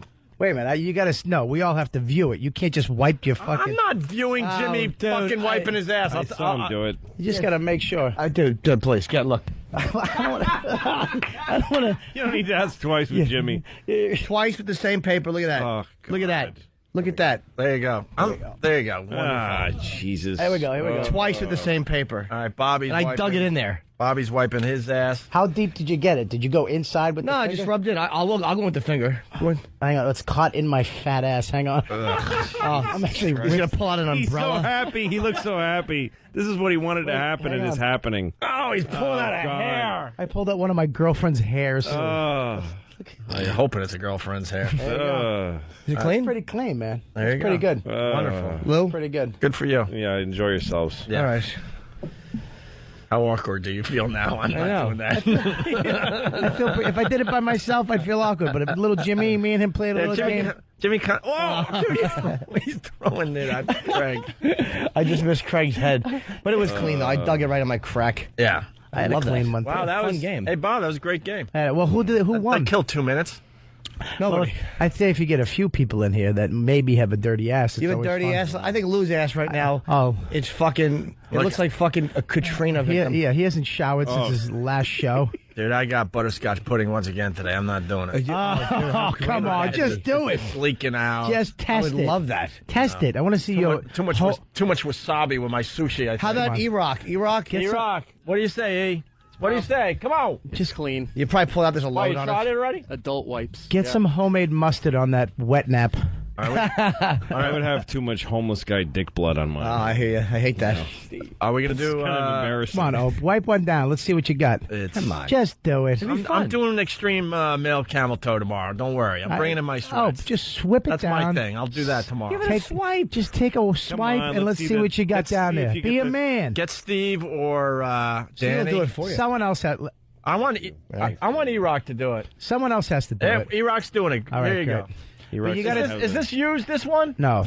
Are you sure? I threw it out. Relax. That's clean. Reuse them. You can't reuse them. All right, He's going to have a shit shroud of Torin on his... All right, wait. But you got to get it nice. You got to get from the taint all the way up to the ass crack. Once you, assist. Go do it for him, Bobby. No, hey, look, there. I made the game. I want it to be done correctly. Rub it in there. Get it in there, sweetie. That plump little buttocks. It's cold. Yeah, it's I know it's cold. Get your actually stick your finger in there a little bit.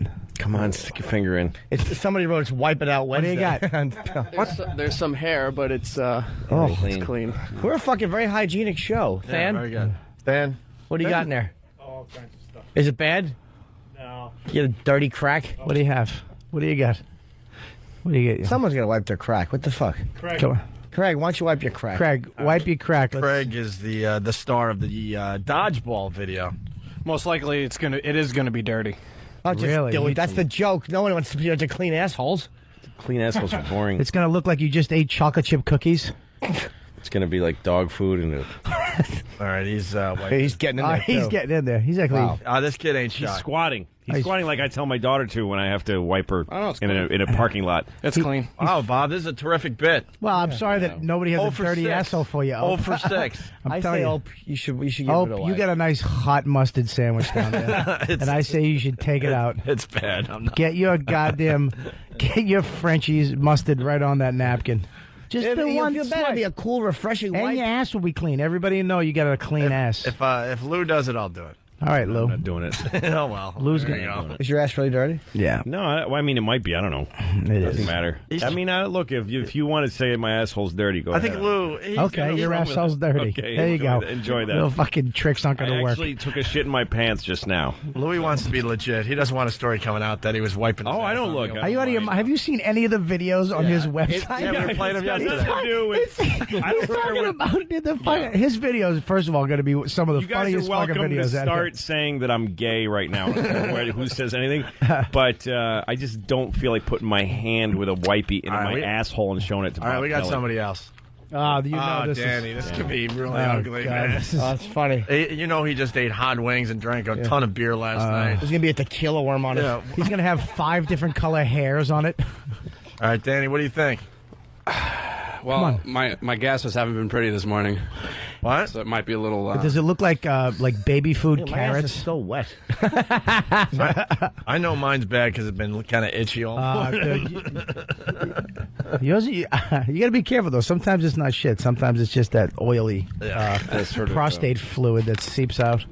a little tahini sauce. Where do I need? I gotta go in the bathroom. Well, everyone's been whatever you want to do, Danny. Yeah, we want to make sure happy. Yeah, everyone else has just been kind of like sneaking a swipe while everyone kind of talks. Get in there. Just dig it in. Get your 2 fingers. There's rules to this. You got to get your 2 fingers, wrap it around there, and take a nice swipe up the top. God, let's all wipe our assholes and show it. The fuck is wrong with you? You know what? You're what they call Things that bring you a joy. party pooper. No Yes, pun intended. Yes. Oof, Exactly. party pooper. Well, look at you. Did you get in there though? Yeah, no. Get down. You gotta, Danny's going to do the right thing. you got to bend down to open it up. Danny will do the right thing. He's Now swipe it. All right. he's the real deal. All right. Did it get stuck? I got a little something. Oh God. What do you? And now Bob's gonna throw up. Come here, Bobby. Why did this is what Bobby, he go show. he wanted to Go throw show. up. I want to show you. What's Go wrong show with him. this Bobby, guy? come over here. Danny just wants to show you. Danny just. He's gonna throw up now. Yeah. He's throwing up. He's fucking vomiting. Why do you vomit so easily? But you brought the whole thing on yourself, you fucking freak. Take a look at it. Take a look at it. Bobby, smell it. Butter, like you want it. What does it look like, Bobby? Jesus Christ. What's wrong with this guy? Look, it's a new game. I didn't know it was going to make. You made it up. Dude, Yes, you did. You wanted this to happen. Bobby, You're just smell it. Just smell it. Just smell the paper. Smell it. You out of your fucking mind. I'll give you a bucket. out of your mind. He did exactly what you told him to do. Smell it. Oh, okay. Fuck Bobby, yourself. Bobby, what does it look like? What does it look like? Everyone in radio. Yeah, just describe. He's got Hang on 1 second. It looks like he Please throw that away. Jesus ate Christ. Just show him. Hold it up, Danny. Let him describe it. He can't remember. Jesus Christ. I got a better look at it. It's No, take a look and then keep it right describe here. it. Oh my God! Jesus. Take it. Yeah, it's very nasty. Oh God. It looks like he ate like a hot fudge sundae or something. It's a little. Bob, you need fucking help. It looks like someone took a baby wipe and then tried to pick up a Hershey Kiss with it. Oh, that's sweet. Aw, Bobby, there you go. There's your Bobby, contest. $5 if you put it on your head. Sure you don't want $5 to put on your head. I didn't know that was. No, you didn't know because you told him for a half an hour how to take 2 fingers and make sure he gets every bit of it. Yeah. And then you're amazed that there's a little bit of shit on it and it made you puke. Dad. Jesus Christ! I bet you if Louis swiped, it would look like a paintball accident. We got a call from Canada. You know what that means. Oh no! Steve, what's up? Hey, how's it going, guys? Hey, your country doesn't matter. Steve, Toronto. Yeah. Damn it. I'm thinking this is Bob Kelly's way of losing some weight.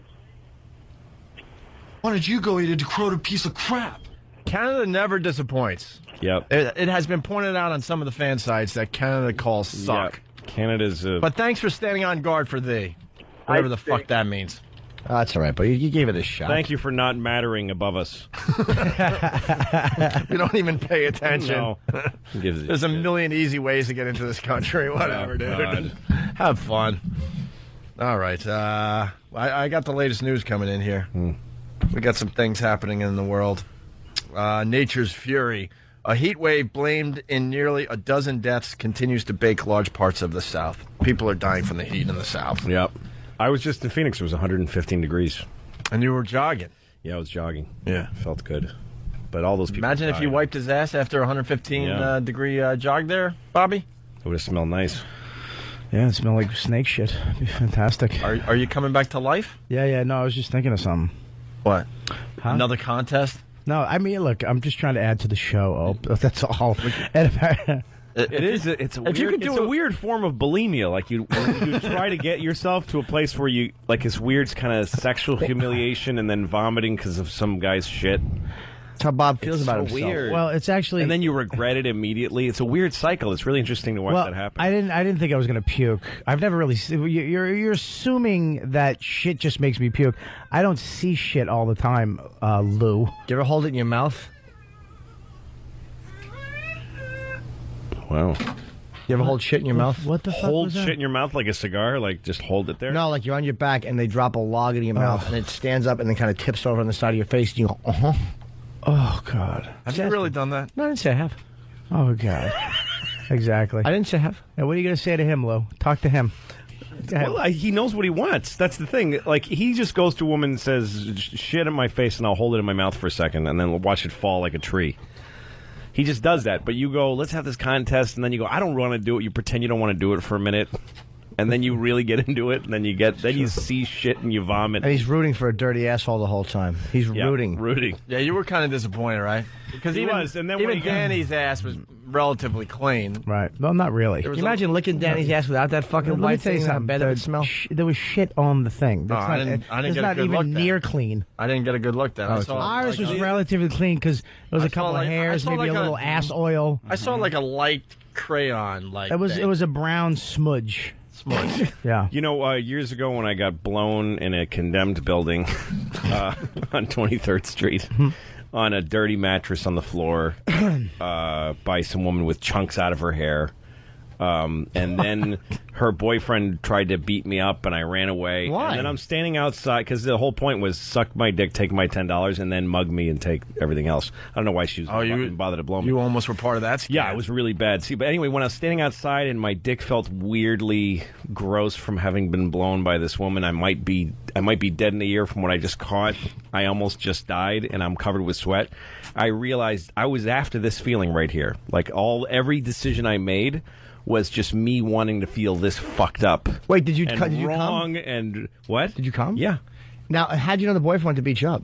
Because she said, like, get him or something like that. I came out of the room and he was standing there, and she said, "Hey, get him quick before he." And I ran away, and I had to run away from both of them. How slow were they? I got out of the building. You just came. They were dumb. Yeah, they were dumb. Yeah, shouldn't you have had wobbly legs still? Yeah. No, I go. Was he big? He was scrawny, but not, nothing to lose, kind of dangerous, Gross people. But anyway, what I'm saying is, this is what Bob does with his life. Hold on, what was the He gets himself in these situations where he feels bad. But Louis, what was the turn on there? She was a mess. Yes, and you were in a really awful It was a bad scene. Yeah, I'm just wiping my ass. You're fucking an AIDS whore in a fucking condemned building. She has patches of hair missing, and her boyfriend's watching. You fucking faggot.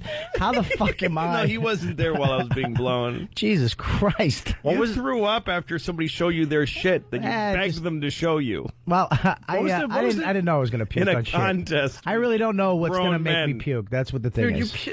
You puke at everything. Just shit. We haven't given you one thing. That you don't know. You don't know what makes you puke except for shit makes you puke.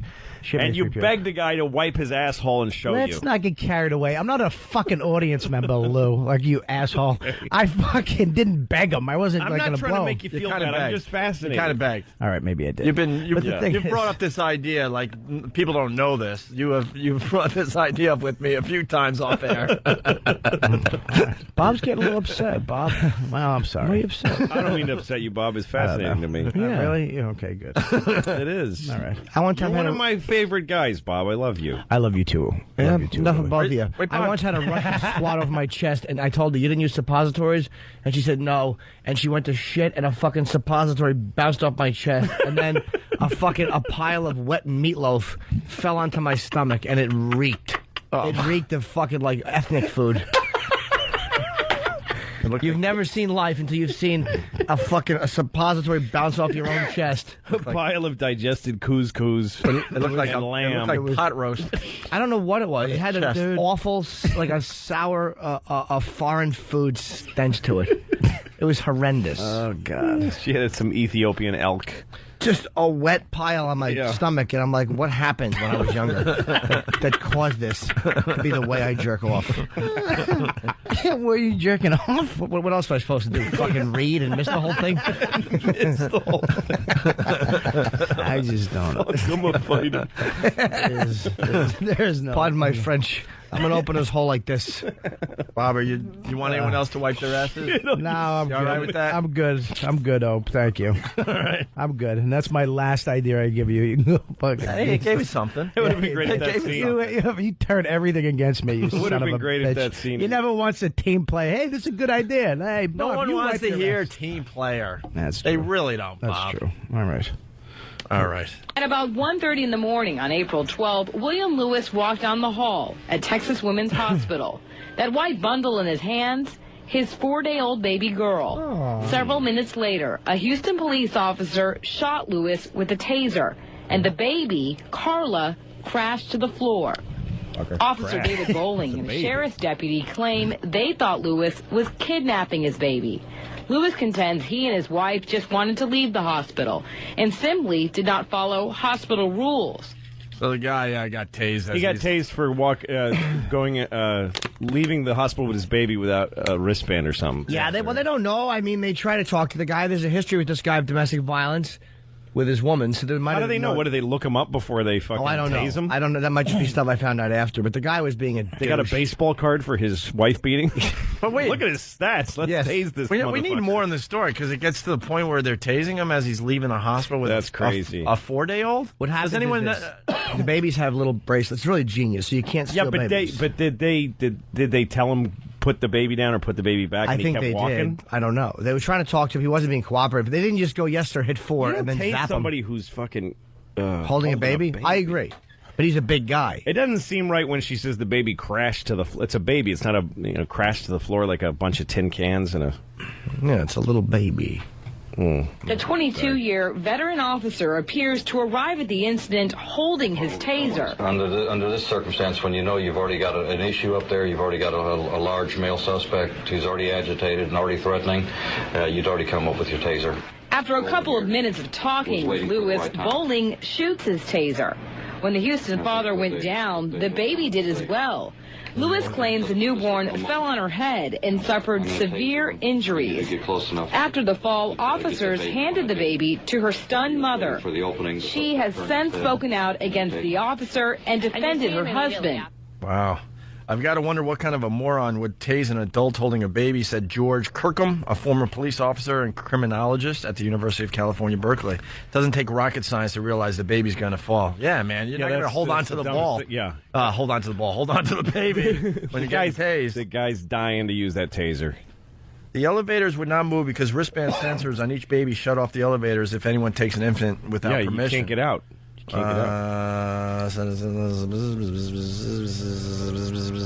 come the father wasn't wearing a wristband? I don't know, but because they always give the father a wristband. Yeah. Well, there you go.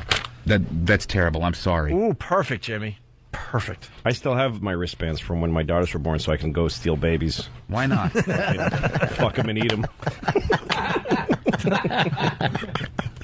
Wow. The thing is, they don't turn it off. I had 2 for lunch. Wait, here's this guy. Brooklyn Ace knows a little more. Brooklyn Ace, what's up? Yeah, I have a feeling I have the same article in front of me as you do, Opie, because I sent it in to Steve. The part that I found amusing was Child Protective Services has custody of baby because of a history of domestic violence between Lewis and his wife, Jacqueline Gray. First of all, why does she have a different last name? Sounds like there's a huge issue here. But it's like... What? Right. Now, you raise a good point. No, it's not. My wife and I have different names. No, but this guy's right, though. Why would you tease a guy with All right, Brooklyn Ace. Ridiculous. Later, guys. Thanks. Right. Hey, K-Rock's doing something because their phones just exploded. Let's see what they're doing. Can we answer their phones? Oh, come on. How do I get over here?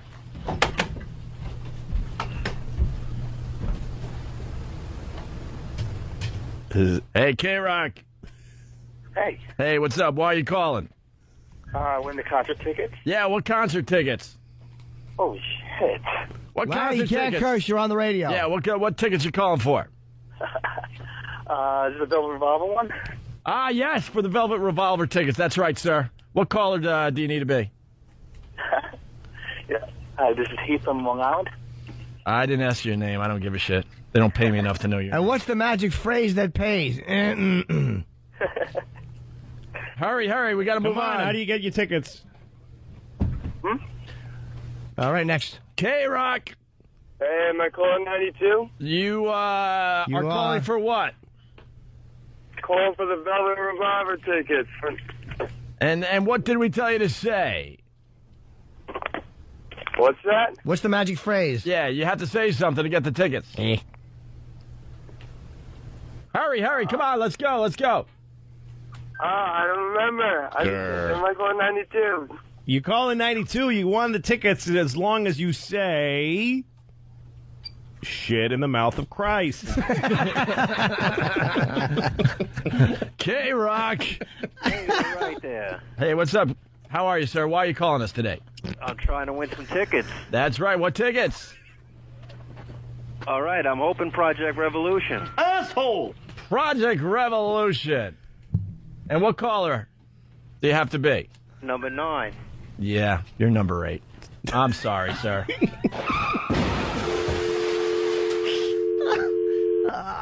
Hello. Hello. Hello. Hello. Yeah, hello. Hello. Hello, yeah. Did I win? Hello. Is the caller there? Hello. Yes. Hello, yes. Hello. You're on the air. You're on the air. Hello. What's your name?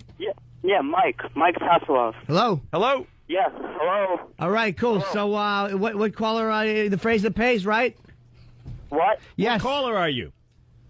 I'm calling number 93. What tickets you looking for? You're right. You're caller 93, but we're looking for caller 92. Thanks for calling. Sorry, sir. Hello. Did I win? That depends. Oh, he's one of ours. Hello. Hi, am I calling 92? Hey. Hello. How you doing? Hello. Okay. Hello. What's going on? Hello. Hello. The caller's there. Hey, what's going on? How are you? Hello. Hi, this is Lenny. How are you? Okay, how are you? I'm great. Am I calling number 92? Am I calling number 92? I don't know. Somebody said this is caller 92. What's going on? Oh, God. I don't know. So who Am I calling 92? Who's this? My name's Pat. No. Hello? Hello? Hello? Hello. Is the caller there? Yes, the caller's I'm here. What's going on? Oh, hold on 1 second. Hello, the caller's here. Hello. Hello. Is the caller there? Yes, I'm here, man. What's going on? Hello? Hello. Is the caller there? Yes, it's here, Lenny. What's up, man? Where's the female? Hello. Is the caller there? Hello? Hello. Oh, okay. Yeah. Is the guy there? Yes, the guy's here. What's up, boy? What caller are you? Is the girl there? 92. Is the girl there? Yes. Is the guy there? Yeah, I'm here. Guy there? Can't hear him. Yes. Girl there? Yes. You ready to go on the air? You ready to go on the air right now? Yes. All right, get ready. Here we go. Time for the prize patrol. Hello? Hello? 92.3 K-Rock. Who do we have on the line? Lenny, what's going on, man? How are you? Is the girl there? Yes. Is the guy there? Oh. Yeah, man. Girl? Hello? Show me how you suck a guy's cock. The last time I'm going to ask you. This is great. Come on, man. Who's going to get him? You got to fight it out. Will it be the girl or the guy? Come on, I'm at work, man. I can't. Let's go. Where are you? I'll come down and get the tickets right now. All right, how about this? Insult contest. Let's go. Go. Info contest? Yeah. What do you got to say to the broad? What do I got to say? I don't know. You said info. What kind of info do you want? I'll give you some answers. Liar, whore, and you know it. Is the girl there? Yeah. What do you have to say for yourself? What? Well, at least this is fun. This is better than something. At least I got a shot. Come on. Why don't you guys insult each other, and whoever does a better job will get the tickets. There you go. There you go. Are you serious? Yes, go ahead. Well, why the hell should she get him since I was the first caller in 92? Boo. That wasn't that good. Girl? No, it wasn't. I don't know. Girl, come back. Let's go. What do you got for him? Hello? Yeah, insult the guy on the line. Insult the other guy and you win the She doesn't tickets. even know where she's at, man. Come on. This girl doesn't even know. She probably doesn't. She's not even in the city, doesn't sound like. She's got some accent from, like, Long Island or some hick-ass accent. Come on, man. What do you got to say about that, lady? Look, she doesn't even know what planet she's on. About She's not paying attention. What? Miss, you gotta. Come on. We're having an insult contest. Hey, Hello? You got to insult the guy. Yeah, we're having an insult contest. He's beating you up. What do you have to say to the guy that's on the phone with you? Hello? Hey. There's nothing to say. Come on. She doesn't even know where she's at. You guys got to give it up. Hey, Come Rock, on. I just want Rock. you, please. Hey, girl. Yes. You have to insult the other guy, and if you say something mean, you win, twat. You win the contest and the tickets. Yes. You're on the air right now, you fucking retard. No, come on. You're on the I'm not fucking on the radio, air. you Am I on the air? fucking stupid cunt. She's a fucking retard. Sorry, I'm ruining it. They still think they're on the radio. Doing? You're on the radio, miss. You have to insult the guy, and you're not insulting him. You're just being the silly hole that you've always been. Whoever does the best insult, you two shitheads, wins. That's right. Wipe your ass with a baby wipe and hold it up. If it's got a log on it, you win fucking tickets, and Slash will shit in your mouth. Come on. Come on, you guys. We're telling you, what do you want to hear? That's right. I Guess the phrase that pays, and Ted Nugent will kick you in the cunt. Come on, K-Rock Rock. Come on. That's not the phrase that pays, you fucking, you silly titless nothing. Hey, what's the girl's name? We got an idea from Nate Sack. Girl's name, what's your name? Pat. Hey, Pat, can you repeat after me? I suck cock for K-Rock. I sucked what for K-Rock? No, I suck cock for K-Rock. You hear perfectly except for the word cock. Put that on Dumb the radio. reach. What? You can't put that on the radio. Yes, you can. We're going to beep it. We It's are okay. the radio. Yeah, well, we're trying to be a little edgier with the station, so we'll That's bleep right. that part. So after me, I suck cock for K-Rock. I suck what for K-Rock? Again, perfect hold pitch on. hearing. Hear except me. for the thing that's constantly in her mouth. I'm a professional DJ. Repeat after me. Are you ready? Okay. All right, here we go. I suck cock for K-Rock. I suck cocks for K-Rock. Wow. You're Wow. bad. You're Now, bad. sir, it's your My turn. daughter-in-law All right, hold on. Now, hold wait a on. minute. Let's let the other guy get an Now opportunity. the guy here. has to say it. What's your guy? What's your name, sir? You talking to me now, Fine? Yeah. What's your name? My name is Lenny, man. You ever suck a guy's cock? I'm getting some laughs out of you guys. I'm not getting some tickets, obviously, but at least this is entertaining. Well, Lenny, why don't we do this? Why don't you repeat after me, okay? I suck cock for K-Rock. I refuse to say that, man. Hell no. You don't want the tickets then? I want them. I want them. Hold on, you silly hole. We're talking to Lenny. Pat's going to get the tickets unless you say the phrase, Lenny. I'm not saying that phrase. I'll say We've got- other phrases at that. I don't go that All way. right, how about... We've got tickets. We've got backstage passes. We also got a limo to and from the show. And your mother's cunt in a box. Exactly, boss. Exactly. Yeah. And then we're going to fuck you with a broomstick. Or a broom. Or if we have a broom, we'll use that.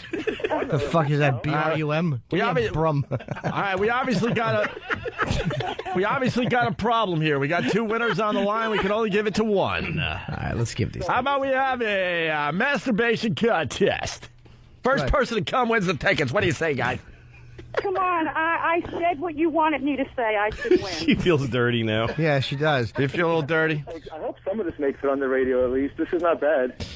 All right, whoever. My husband and my son would kill me if this makes it on the radio. Really? No, you shouldn't have said it then, you fucking titless junk.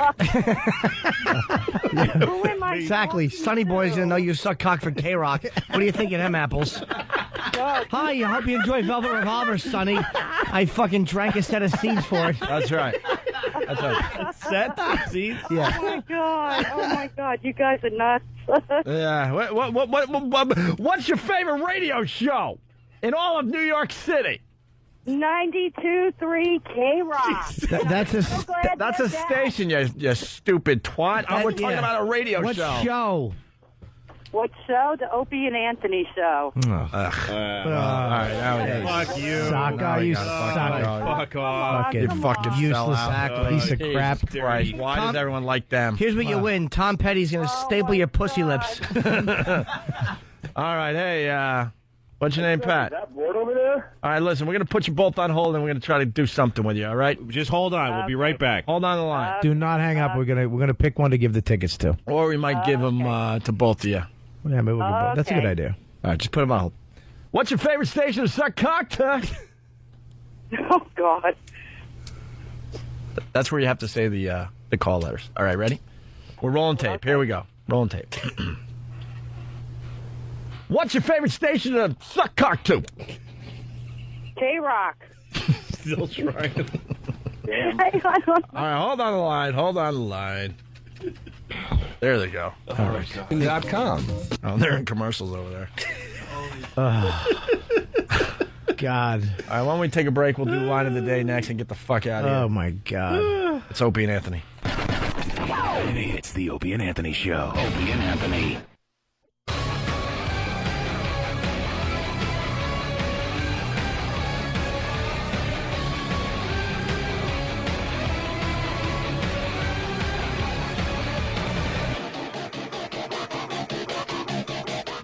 All right.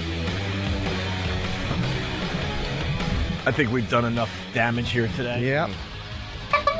We didn't even get to talk about Brittany being a lesbo. Is she a lesbian? No. She looked a puss. Yeah, there's going to be an article. How do you think she coming got pregnant? In OK Magazine. Sure. Somebody fucking spilled a load into her by accident. They walked by and tripped with a beaker of it. She kept it. A beaker. At least 15 women in her life. Porn stars coming forward. Mm-hmm. She supposedly hit on Jenna Jameson. So what? Also, Tara Patrick has a story or two, supposedly. Oof. And anonymous former employee has sources. I wonder if Brittany broke wind in Tara's face, or Tara broke wind in... That's my fantasy. Yeah. See Brittany. I love that people are acting like that's ripping her down from some great... Like she's the president. Yeah. She ate a pussy. Ooh. Oh, that whore ate a pussy. I'll never not buy her music again. No one's going to be buying anything she puts out from this day forth like it cares. Like it matters, I mean. All right, let's do line of the day. I agree. We used up all the energy in that last 10 minutes. I like this seat, by the way. Yeah.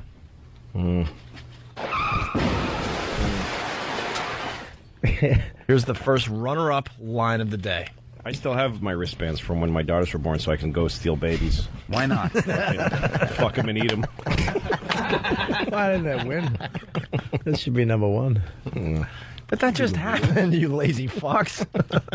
That's second part. Why does the line of the day always happen the last 5 minutes of the show? What do you say? Than's fucking calling you stupid. No, it's a great line, but I'm very suspicious when the line of the day or runner-up line of the day comes from the last 5 minutes of the show. That's all. May I borrow this, Bob? Sorry. It's actually more difficult to throw this together at the last minute. Ooh. Yeah. All right, then. So, why? And who's going to argue with him? He can knock your teeth out with one spin with his cock. kick. Fucking Kung Fu Leroy. His fucking long, smooth cock. And his doll eyes. With some fucking bumps at the base. Here's another runner-up line of the day. Right. 63, and then all those zeros, and then it says in print $1 billion. Back. So he wants that.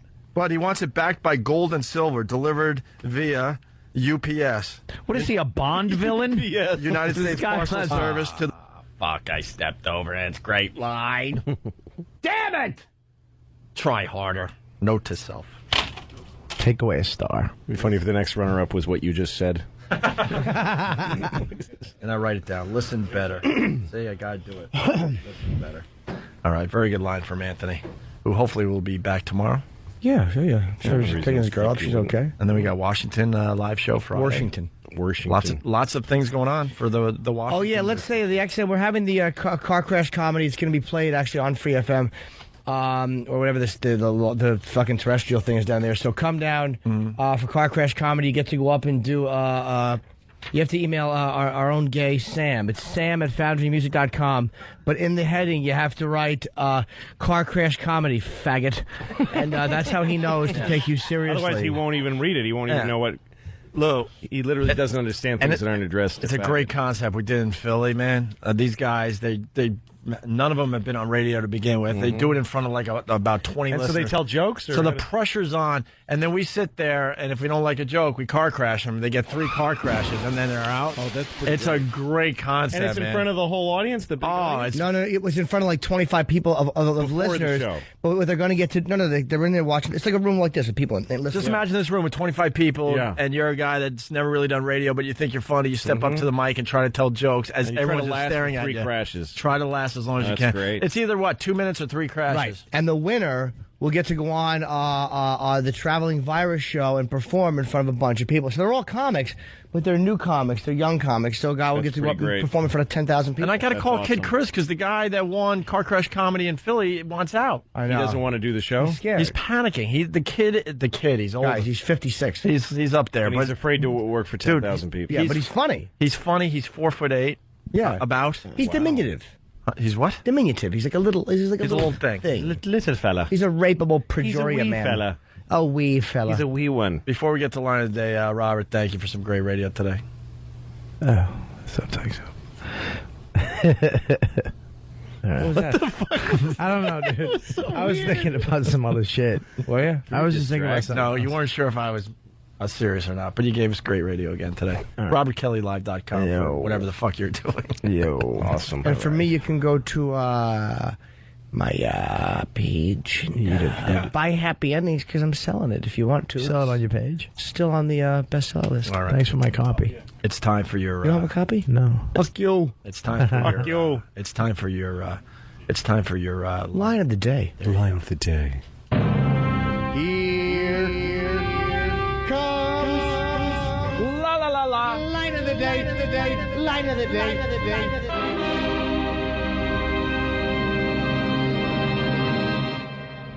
I don't look at Tracy like that. We work together. It's a professional relationship, and I respect what she does as the program director. Kennedy. Yeah, that's pretty good. Louis C.K. line of the day. And Louis got a big tour he's doing. It's called Chewed Up. Chewed Up. Coming to Kansas City and Madison, Wisconsin, and all sorts of all the hot spots. Oh, yes. Every San shitbox Diego. city you live in, Louis will be in. I'll be there. And please buy Shameless, my DVD on Amazon. Because Louis wants to do another fucking special, so come out and watch him special. perform. Come All watch right. it. Yeah. Drew Boogie's been just sitting there minding his own business. Drew, we're going to play your You Need to Be Corrected thing. That could be like a real song, you know that. And you did it with Chemistry, right? Yes. No, I know it's a real song, but I mean something that you can maybe almost farm out to real radio stations, not this crap. Like stations that would play music. Legitimite. Yeah. If they're into playing all the references from this show, yes. I know, but it goes past that. There's something about it. It's cool. I've not had it. You haven't heard? We're going to end the show with it. What else you got going on, Drew? That's it. Other than that, I'll be back with some other remix. Here's Drew Boogie. See you tomorrow. Bye.